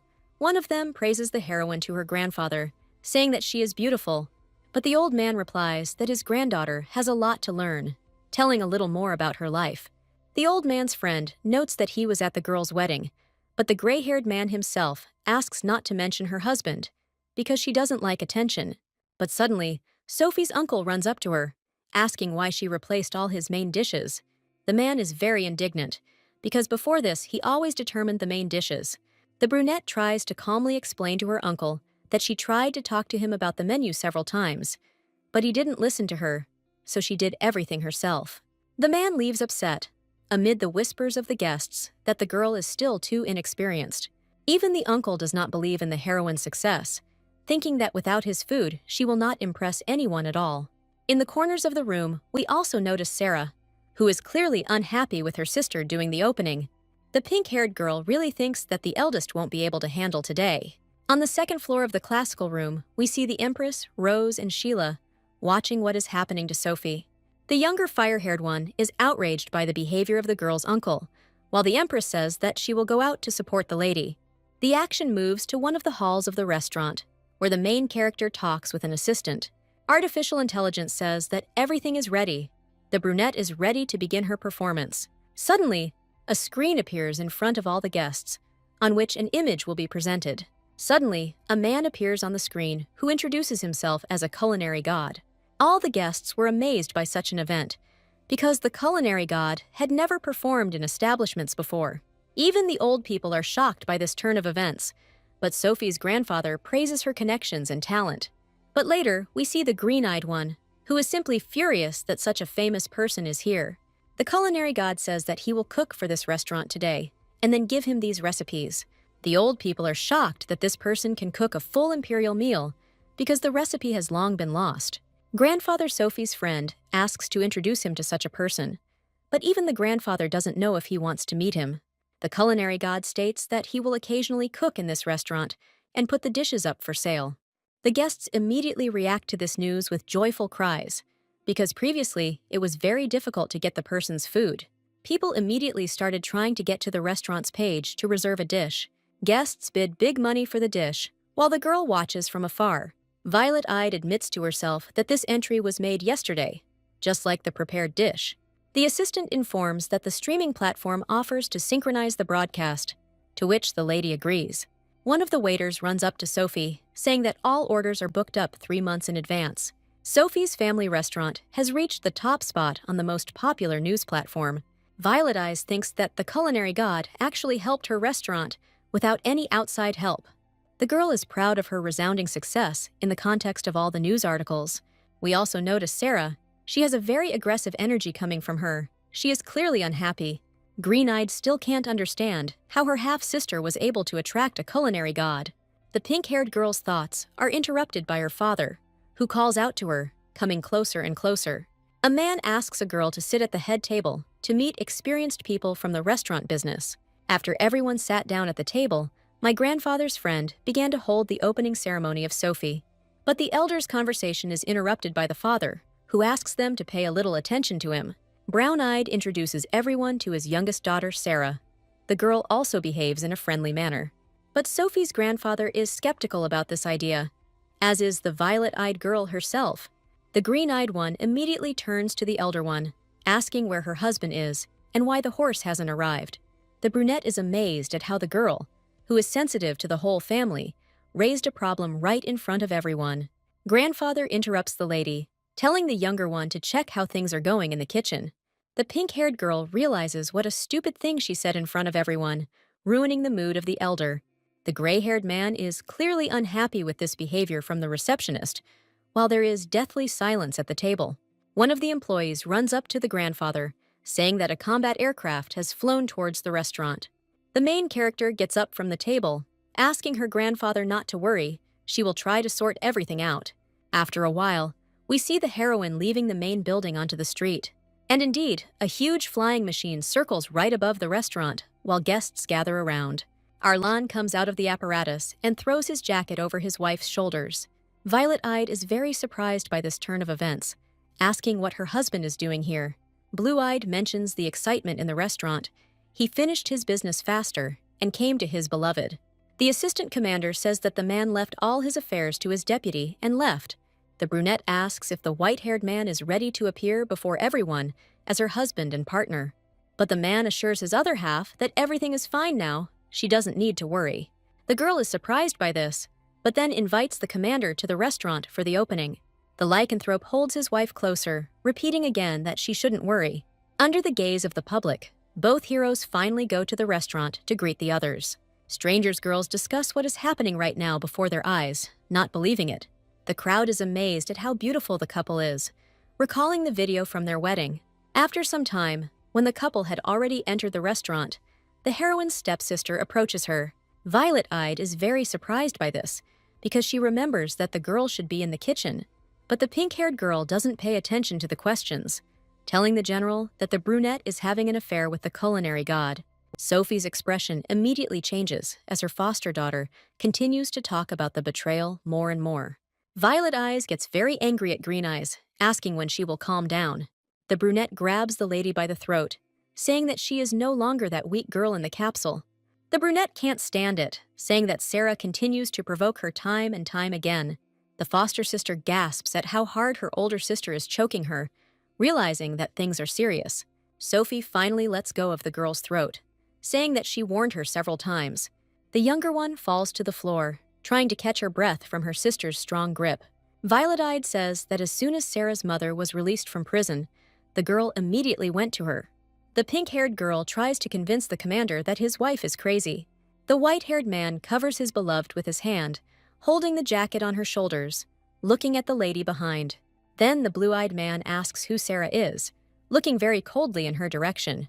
The younger one didn't expect this. Lost in words, she tries to say at least something, but nothing comes out. The brunette convinces her husband to move on, ignoring this girl. The lady does not understand why. Despite her older sister's behavior, her husband still does not tell her anything. The main character explains to the fox that she is not cheating on him, to which the man replies that he already knew it. Violet Eyes thanks the commander for such trust, saying that she will ask her friend to cook something for him. A few moments later, the couple reaches the common table to join everyone else. Both elders are surprised that the commander came to the opening of the restaurant, clearly not expecting this. Blue-eyed explains that he heard about the restaurant opening today and decided to come. The man is immediately surrounded by the girl's relatives from all sides, greeting such a person.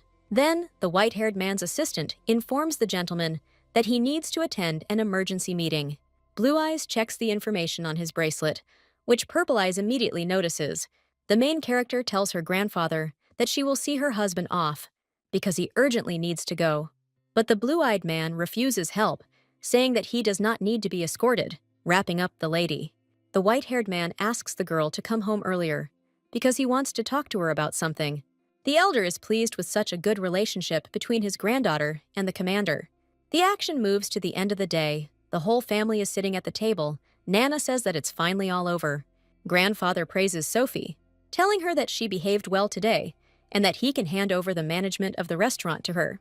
But the gray-haired man also mentions that studies come first, to which the lady asks him not to worry.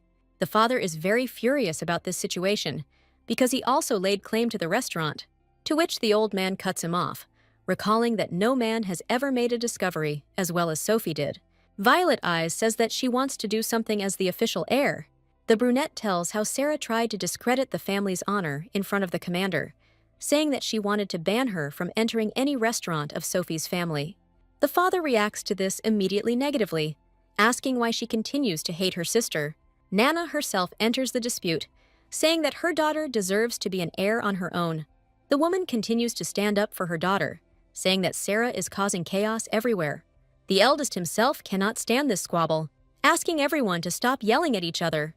The gray-haired man says that not allowing the reception into the restaurant is too much. Grandfather argues that only in their restaurant can you eat well, which makes father dumbfounded. Then the elder goes off to rest, also telling his granddaughter to have a good rest from today. After a while, we find ourselves on Arlen's ship, which hangs in the air. The brunette says out loud that she is terribly tired and needs to return home quickly. After the girl closes her eyes, we see her husband in a tuxedo take her hand. Violet-eyed is dressed in a beautiful white dress. She does not understand at all what is happening. The man pulls his beloved closer to him, cupping her face with his hands. The brunette is getting too hot and cramped, which she does not forget to complain about. The lady opens her eyes and realizes that it was all a dream while her loving husband was nearby. Sophie asks how long exactly she slept, to which the blue-eyed man replies that it was about 3 hours after arriving. The student thanks him for this, thinking that the man himself carried her out of the ship and carried her to the bedroom. Suddenly, the girl's stomach began to rumble, which made her quite embarrassed. The brunette suggests going to the kitchen to cook something to eat, to which the white-haired man agrees. A few moments later, both heroes find themselves in the kitchen, where the girl has already prepared food. Violet eyes. Thanks for today, then apologizes for preparing the food in a hurry.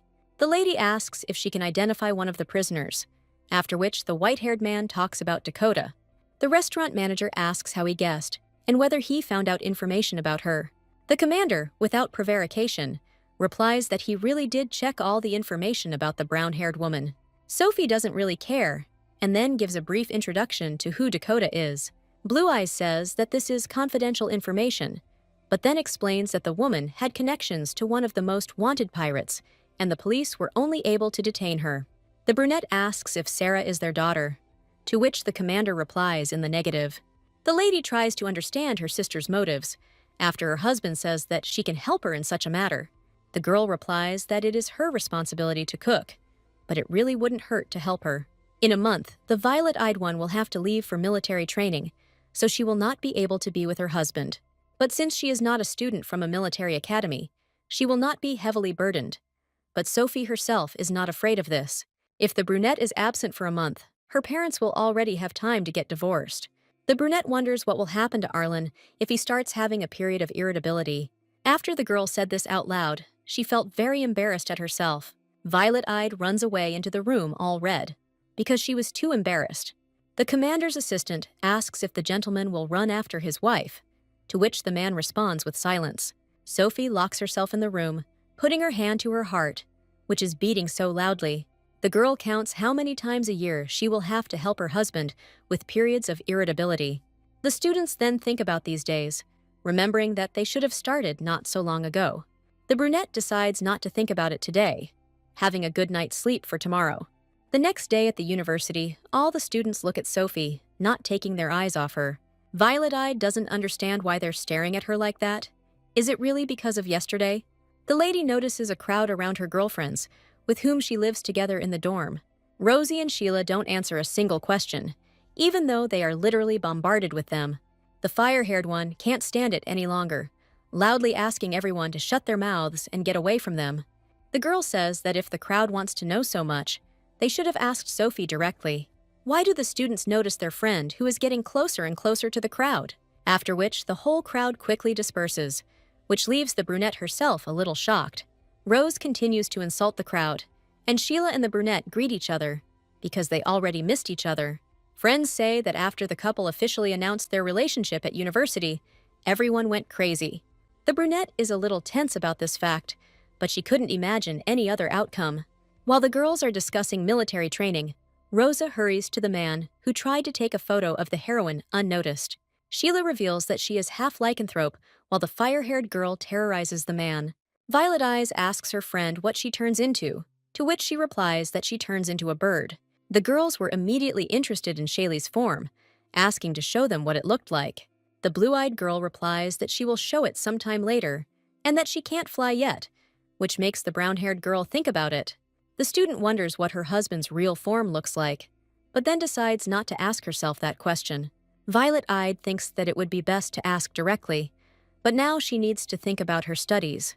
After some time, the whole group of friends finds themselves in the building, walking along its corridor. The girls are met by a robot who tells them that they are going to the university's military base and that it will take 34 hours. The robot tells them about everything that is in the building, then asks if they want to relax in the dorm. Fire-haired offers to watch robots fight, to which everyone happily agrees.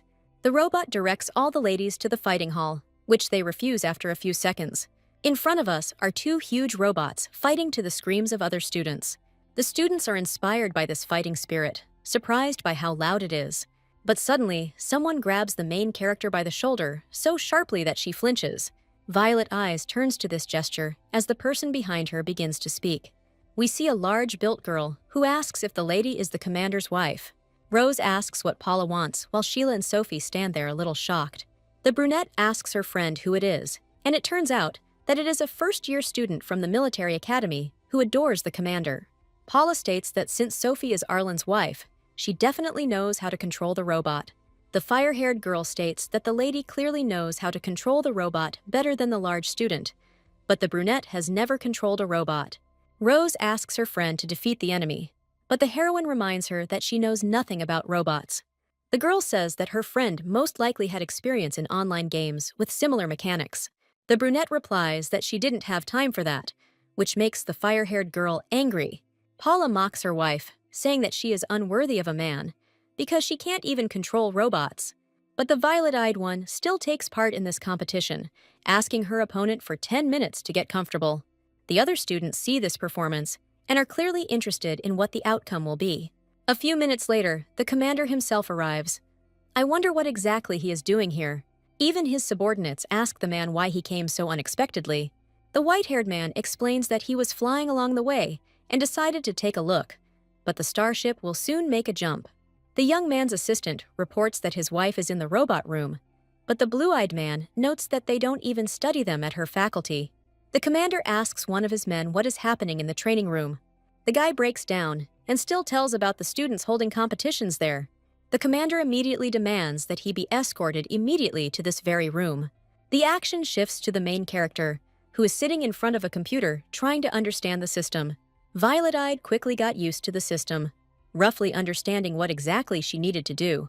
Then we are shown the spectator area, and we see two of the heroine's friends waiting for her competition. Blue Eyes asks if everything will be okay with Sophie, clearly very worried about the girl. We also see the lady's sister, who discusses the brunette right behind her back, insulting her. The fire-haired girl can't take it anymore and literally screams at the pink-haired girl and her friend. But the battle has already begun, and we see one of the robots running towards the other at high speed. But the blue robot dodges the red one in time. Its pilot really controls it well. After another attack from the red robot, the blue one dodges again, retreating back. Paula is very angry that her opponent constantly retreats, calling her a coward. Rose wonders why her friend doesn't attack. What's the problem?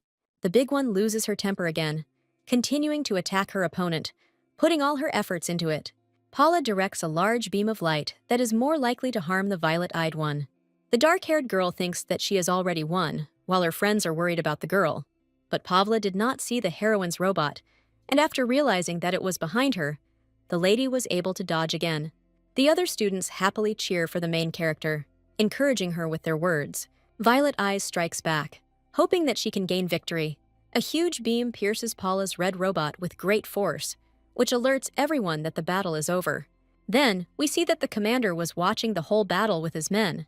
The blue-eyed man smiles as he looks at the screen. He is truly proud of his beloved girl. The brunette enters the spectator area, saying that luck was on her side. The students' friends immediately run up to her and congratulate her on such a brilliant victory. One of the observers turns to Sophie, looking at the brunette with great embarrassment. Then we see the heroine's sister, who tries to prove that Sophie didn't win at all. But the guys who are watching the battle ask what the pink-haired girl's problem is. The green-haired man talks about how exactly the heroine acted, explaining her tactics. The green-eyed girl's face immediately changes, realizing what kind of nonsense she had said recently. Rose praises the guy, asking his name. The young man introduces himself to us as Alex. He is a first-year student at the military academy. Then, Alex introduces us to his friend, Yun, a student at the Cultural Academy. Blue-Eyed knows this guy, saying that he is a local star of the Cultural Academy. While all the guys are chatting about the battle itself, Paula comes up behind them. The dark-haired one asks for a rematch of this battle. She is too determined to win. But the violet-eyed one doesn't see the point in having another fight. She already showed everything she could in the first one. Paula can't accept her defeat, asking for another round. The brunette doesn't care. Sarah tries to talk the girl into thinking that her older sister has always been like that. Coming closer to the lady, the green-eyed one continues to say that Sophie was just lucky. But Paula doesn't accept her pity, asking who the pink-haired girl is. Sarah doesn't understand at all why everyone treats her with such disdain, no matter who she approaches. The main character's friends congratulate her on her victory once again, because they are sincerely happy for her. Blue-Eyed mentions that some guys ask for a girl's number because they don't know that she is married, but they are interrupted by someone who suddenly appeared right behind the girls. It turns out that it was Commander Arden, which made the main character's friends very scared. The brunette asks her husband how he ended up there, but the guy replied that he was just there on business. Violet-Eyed invites the young man to dinner, wondering if he has eaten yet, thinking that someone has angered him. The white-haired man replies that he hasn't eaten yet and accepts the invitation to have lunch together. But one of the people from Ra's teams remembers that first, he needs to settle something with his boss. Sophie's friends go in another direction because they don't want to interfere with the couple in love. The violet-eyed one is a little offended by them because the ladies leave the brunette alone with her husband. 236. Then the student accidentally hits her head on the commander's back, causing both of them to freeze in place. The girl rubs her nose cutely. Apparently this collision was really painful. The man carefully wraps his arms around her body, asking why the brunette didn't respond to his messages. Sophie checks her messages, then apologizes because she was busy fighting robots with Paula. The lady's assistant informs her that she has new friend requests, but the girl asks to reject them all. The white-haired man then asks how she ended up at the competition. Then the lady talks about Paula. Violet Eyes grabbed his opponent, saying that she fought with all her might. The brunette adds that she managed to find her opponent's weak points, winning. In the eyes of the commander, his wife looks like a little kitten bragging about her victory. The white-haired guy just wants to hug the girl, saying that she is so very cute. Blue-Eyed also adds that he saw the lady hit at the very end, saying that it was very cool. But the man clearly doesn't like the extra attention his wife gets from other guys. The lycanthrope was indeed very tense, which all his subordinates noticed. Violet Eyes is amazed that her lover saw her fight, rooting for her. The brunette finally realizes that her husband is very jealous of her towards the other students. The man then asks the lady if she enjoyed controlling the robot, to which Sophie replies positively.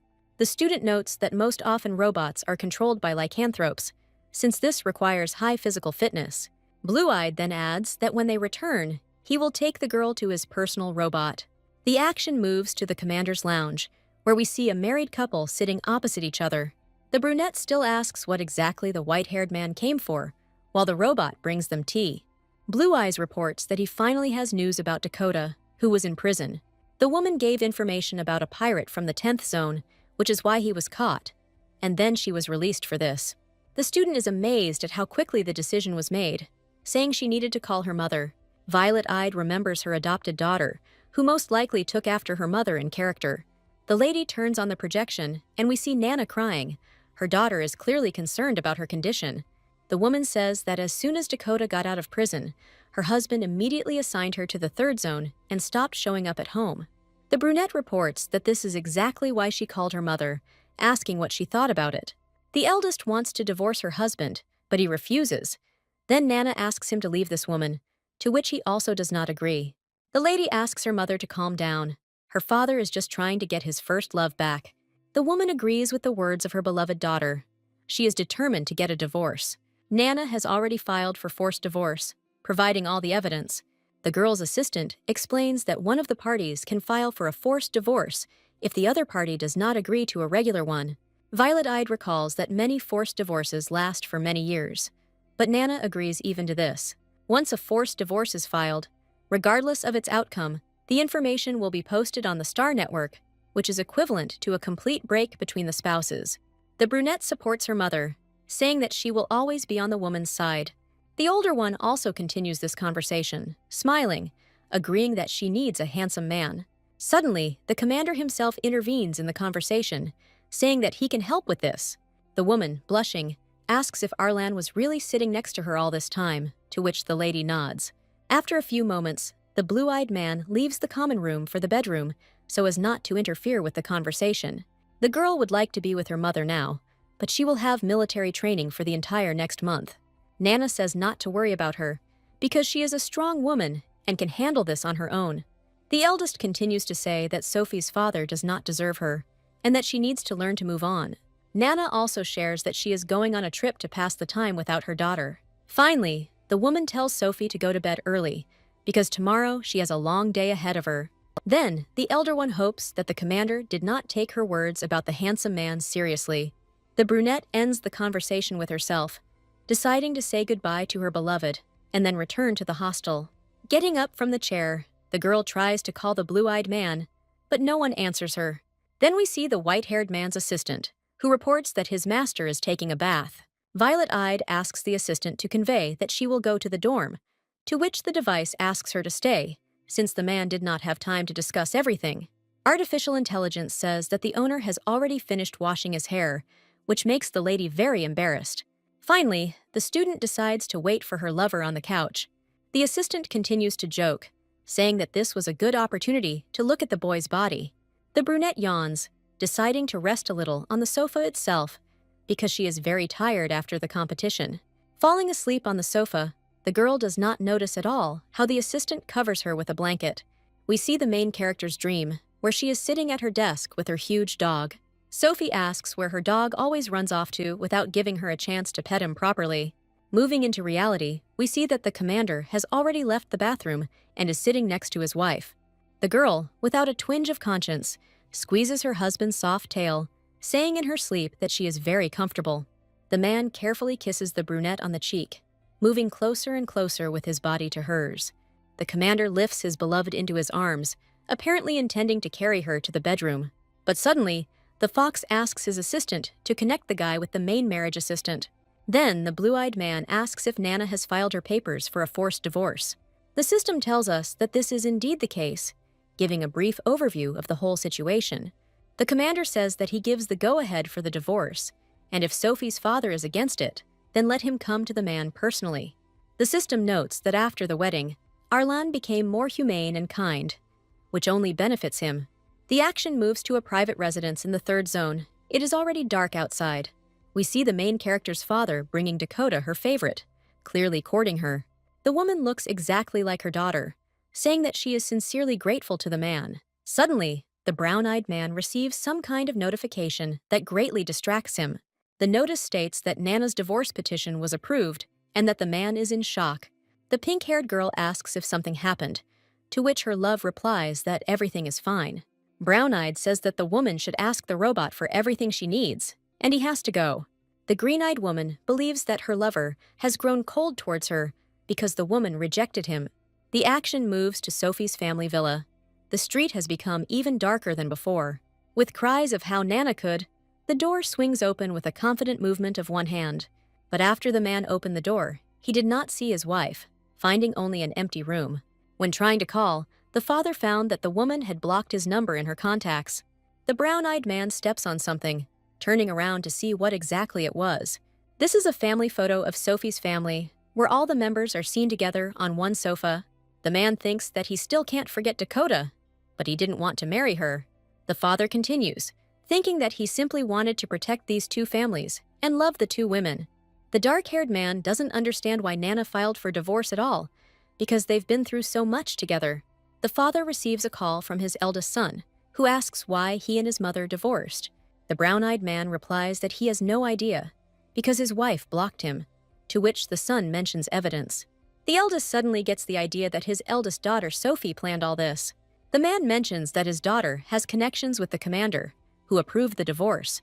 The eldest son advises his father to first talk to Nana face-to-face. The young man will also try to do something. The action moves to the personal office of the head of the family, Sophie. We see how the grandfather plays with the robot. His enraged son enters the office and asks if he has heard about the divorce. The elder reports that the woman returned to her second zone, clearly upset. Continuing to play, the gray-haired man mentions that his son was never an adequate person. The elder is determined to engage in this entire dialogue, saying that it is not up to him to decide who Chester, his son, will love. But until the man dies, Dakota will never set foot in this house. The father then sends his son away, saying that he is too noisy and needs to concentrate on his game. The robot finally drives the younger one away, to which he understandingly leaves the office. The next morning, we see the married couple sleeping soundly in each other's arms. Violet Eyes gets up first, trying to figure out what time exactly she fell asleep.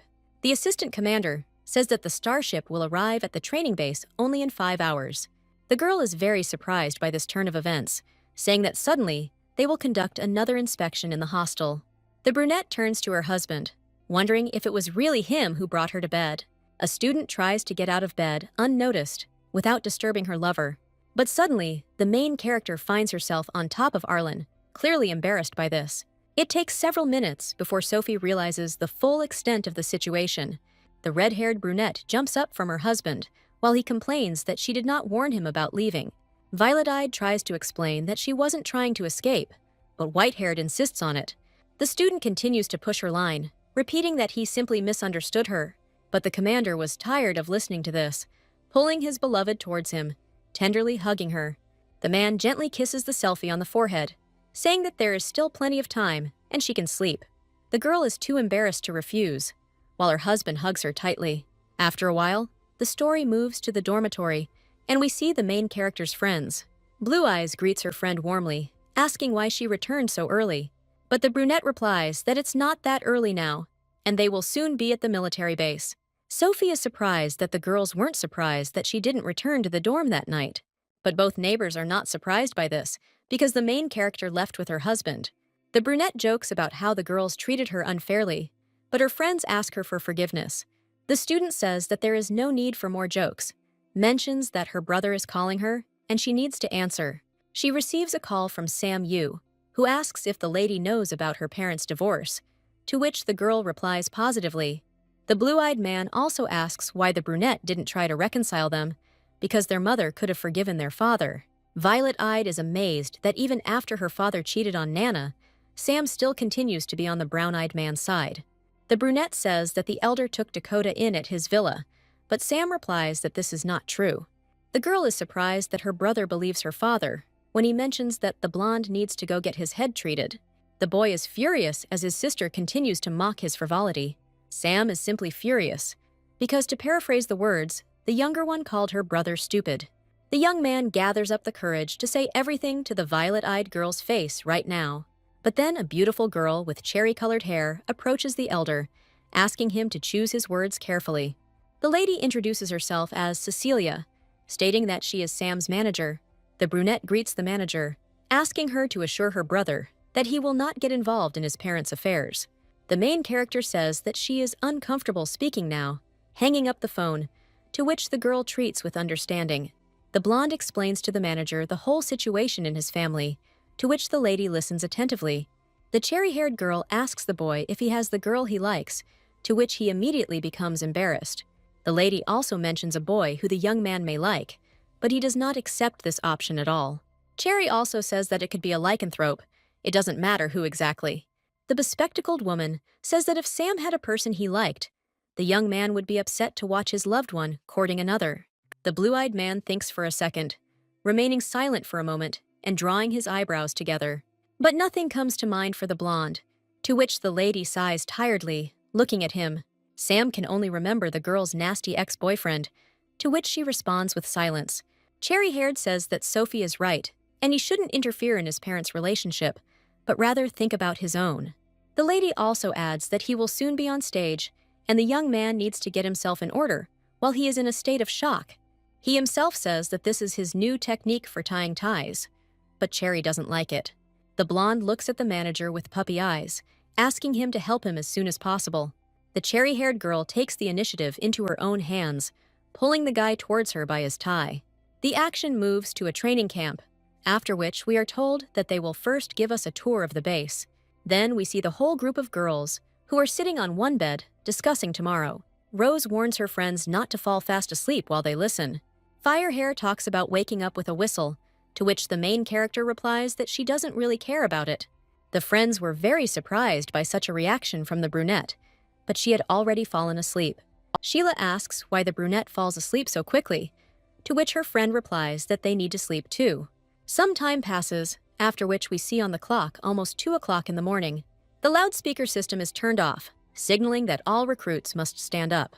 Blue-Eyed is already getting ready, trying to wake up her friends for the general morning gathering.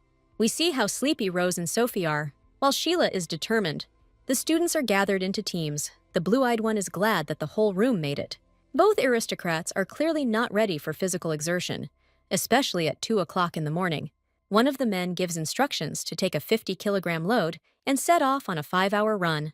Before us appears a long path in a dark forest, along which all the students run. All the people run too slowly, for which the instructor gives everyone an additional punishment. Rose almost dies after an hour of running uphill, saying that it is simply impossible. But Sheila looks quite cheerful, most likely because she is a lycanthrope and has more power. The fire-haired one notices that the main character is getting too sick. She is too pale. Violet Eyes leans against a nearby tree, saying that she is okay. The brunette is trying to understand what's going on. After so many years in the capsule, she has certainly become weaker, but not that much. The student puts her hand to her stomach, remembering that she hasn't had her period this month. The lady realizes that she may be pregnant, turning bright red. Both girls ask Sheila to run ahead, or she will be punished even more. But this is unfair. Rose and Sophie will be able to somehow restore their status, because they are from the upper class. But the blue-eyed one is completely different. She needs to earn grades with her work, because she is from Zone 10. Then someone runs up to the girls. Picking up on their conversation, we see familiar pink curls. It's Sarah who starts talking to Sheila about how she remembers her being in good physical shape. The green-eyed one continues, saying that the lady did not allow others to interfere with her future. But Sheila firmly tells the receptionist that she is wrong, to which the girl turns around. Blue Eyes explains that her comrades will never be a burden for her, that she must leave behind. Blue Eyes asks what the lady will do if her comrades get injured. The pink-haired girl shushes this statement, calling the girl a dumb nerd. Green-Eyed finally tells Sheila to prepare for double punishment with her friends. The girls are not going to give up. This time they are more determined to win. But suddenly, the violet-eyed girl felt something in her stomach area, and it seemed as if all the fatigue had gone away. Blue Eyes asks the heroine to give her cargo, but Sophie replies that she feels much better. But Rose doesn't let this offer go, saying that Sheila can carry her burden. But the girl refuses, because the fire-haired one looks great compared to Sophie. It's getting much lighter outside, which means that enough time has passed, and at the finish line, each person who arrives is given a place. We see the pink-haired girl trying her best to run as fast as she can. The girl thinks that her stepsister will receive additional punishment because she is right on the lady. But suddenly, right in front of the green-eyed girl's nose, all her friends rush past, holding on to her arms. All 3 girls passed, receiving 148th, 49th, and 150th places. The rest who came after the 150th place will be punished with additional punishment. The receptionist yells at her friends, saying that they had set it all up on purpose because they couldn't have done it that quickly. To which the main character responds that she did not expect such a slow speed from her younger sister. The girls still leave the younger one, saying that they urgently need to have breakfast. The pink-haired girl is very furious about this state of affairs. She intends to show the elder one all her power. 2 of the commander's men discuss Sophie, saying that she is not as weak as they said. The action returns to the group of girls. One of them asks how it happened that the heroine was restored at one moment. Violet-eyed herself does not understand how this happened, clarifying the whole situation with her body. Blue-eyed insists that the main character go to the medical center. In her thoughts, the girl agrees with her friend, because she will not be able to calm down if she does not sort out her period. Suddenly, the lady receives a message that distracts her from all extraneous thoughts. The action moves to the commander, who needs to fly to the border of the star system in an hour. The husband and wife are texting, and Sophie says that she wants to rest after training, and they won't be able to see each other. The man's assistant checks the girl's location, asking why she is at the medical center. At this, Arlan immediately turns in the opposite direction, saying that he will first go to the medical center. After some time, the white-haired man is already next to his beloved, asking what happened. Violet-eyed replies that she simply came to check her general health. Blue Eyes wants to see the health report, but the lady blocks his way, asking him to wait. But the commander assures that everything will be fine, and he will make every effort to help his beloved. The brunette explains that this is not the case at all, her cheeks becoming covered in a deep blush. The man stands there a little in shock.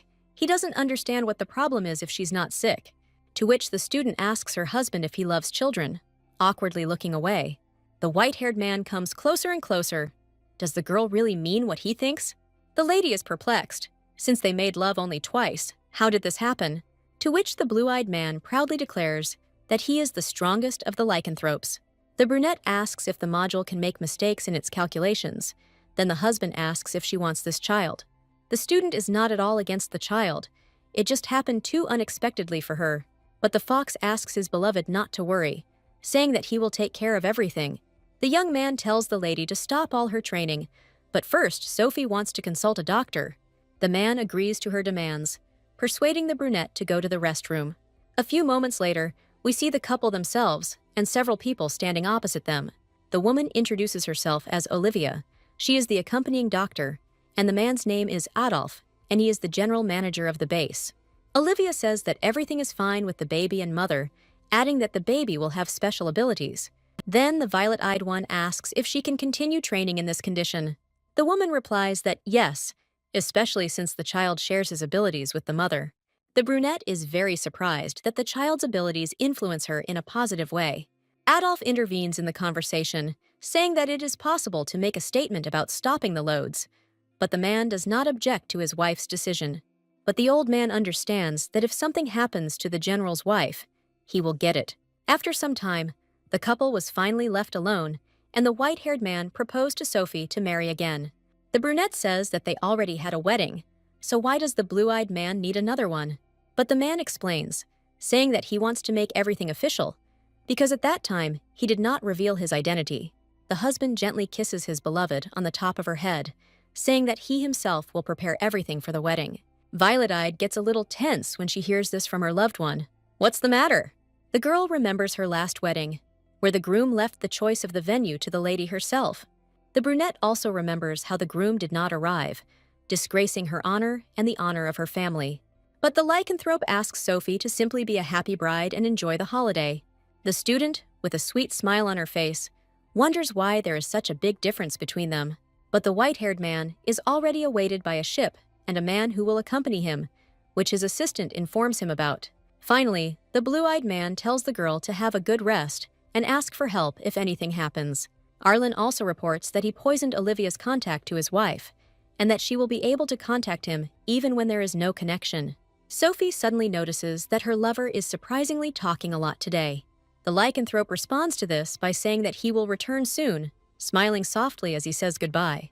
After some time, we see the commander talking to the emperor about arranging a second wedding. Afterwards, the white-haired man announces that his nephew will soon have a younger cousin. At this, the emperor and his wife are stunned, clearly not expecting such an outcome of events. Leo sincerely admired his uncle, because before he could not even imagine such a thing. The long-haired man jumps up from his seat, saying that he will arrange the most magnificent wedding. The action then shifts to a conversation between the commander and one of his subordinates, who reports a large number of beetles. But the man has no intention of retreating, finally deciding to finish off all the beetles with one blow. The action shifts to the heroine, who is talking to her mother, trying to share the news. The main character, with a wide smile on her face, announces that she is pregnant by her husband. Nana has tears of joy in her eyes when she hears such wonderful news. The woman already wants to come to her daughter, but does not insist that her mother have a good rest. The lady also mentions the remarriage that Arlan wants to arrange, to which Nana replies that she will help with everything. The elder then shares her good news that the divorce petition has been approved. The woman thinks that this is all her son-in-law, but the violet-eyed girl says that her husband did not tell her about this.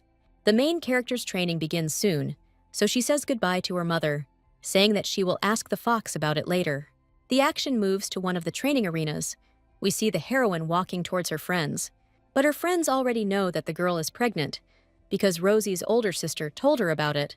But the blue-eyed girl was not at all prepared for such a turn of events, not knowing about the pregnancy. Sheila asks the lady how she feels. Sophie replies that everything is fine, because she had a consultation. Someone interrupts the conversation of her friends. asking what doctor the main character was talking about. This is the brunette's previous fiancé and Sarah, who is squeezing his forearm in her hands, not moving away. The brunette tries to drive the man away, saying that it is none of his business what is happening to her. The young man breaks free from the receptionist's grip, telling the lady that they can still be friends. Suddenly, the girl's stomach hurts, causing her to instinctively cover her mouth with her hands. The young man continues to not understand what exactly is happening, offering his help, but Sophie asks him to leave. The guy doesn't calm down, asking the violet-eyed girl not to treat him so cruelly. But a second later, the young man sees what the brunette ate for lunch. The student thinks that the kid should not do this again, even though she understands that he doesn't like this guy. Sheila asks her friend how she is feeling, helping her and Rose to stand up properly. The brunette replies that everything is more or less normal now, while the fire-haired girl looks at the young man with displeasure. The pink-haired girl makes fun of the expectant mother, saying that she started all this on purpose. But the girl starts to act out a scene, saying that she still can't get over the breakup with her boyfriend because it was too painful for her, because her own sister took him away. The green-eyed girl tries to explain that she didn't mean it at all, but the young man has already wilted. The warning system indicates that the 4-person team competition is about to begin. The girls were shown the lists of groups, to which Sheila sighed sadly, because Rose was assigned to a different team. But the same 2 guys who met them in the stands during the competition are coming to meet the lady. The brunette asks if he knows them, to which the blue-eyed girl explains that they were in the arena together. The green-haired man introduces himself to Sophie again, introducing himself as Alex, saying that he will protect the lady. The dark-haired man introduces himself as Yun. Apparently he really is too shy. The main character is glad that she has good people on her team who know her. Alex says that he can jump 4 meters, and so he will take on the high jump. Sheila takes over climbing, Sophie swimming, and Yun long jump. The placements went quickly. We see the pink-haired girl and her teammates looking at the heroine. Green-eyed also takes on swimming, because that's what her older sister took on. After a while, the action moves to the pool itself, which looks very large. Sarah immediately starts talking about the fact that Dakota has already gotten out of prison, so after military training, the lady will be in trouble. The main character loudly congratulates the girl on the fact that her mother got out of prison, while people stare at the green-eyed girl.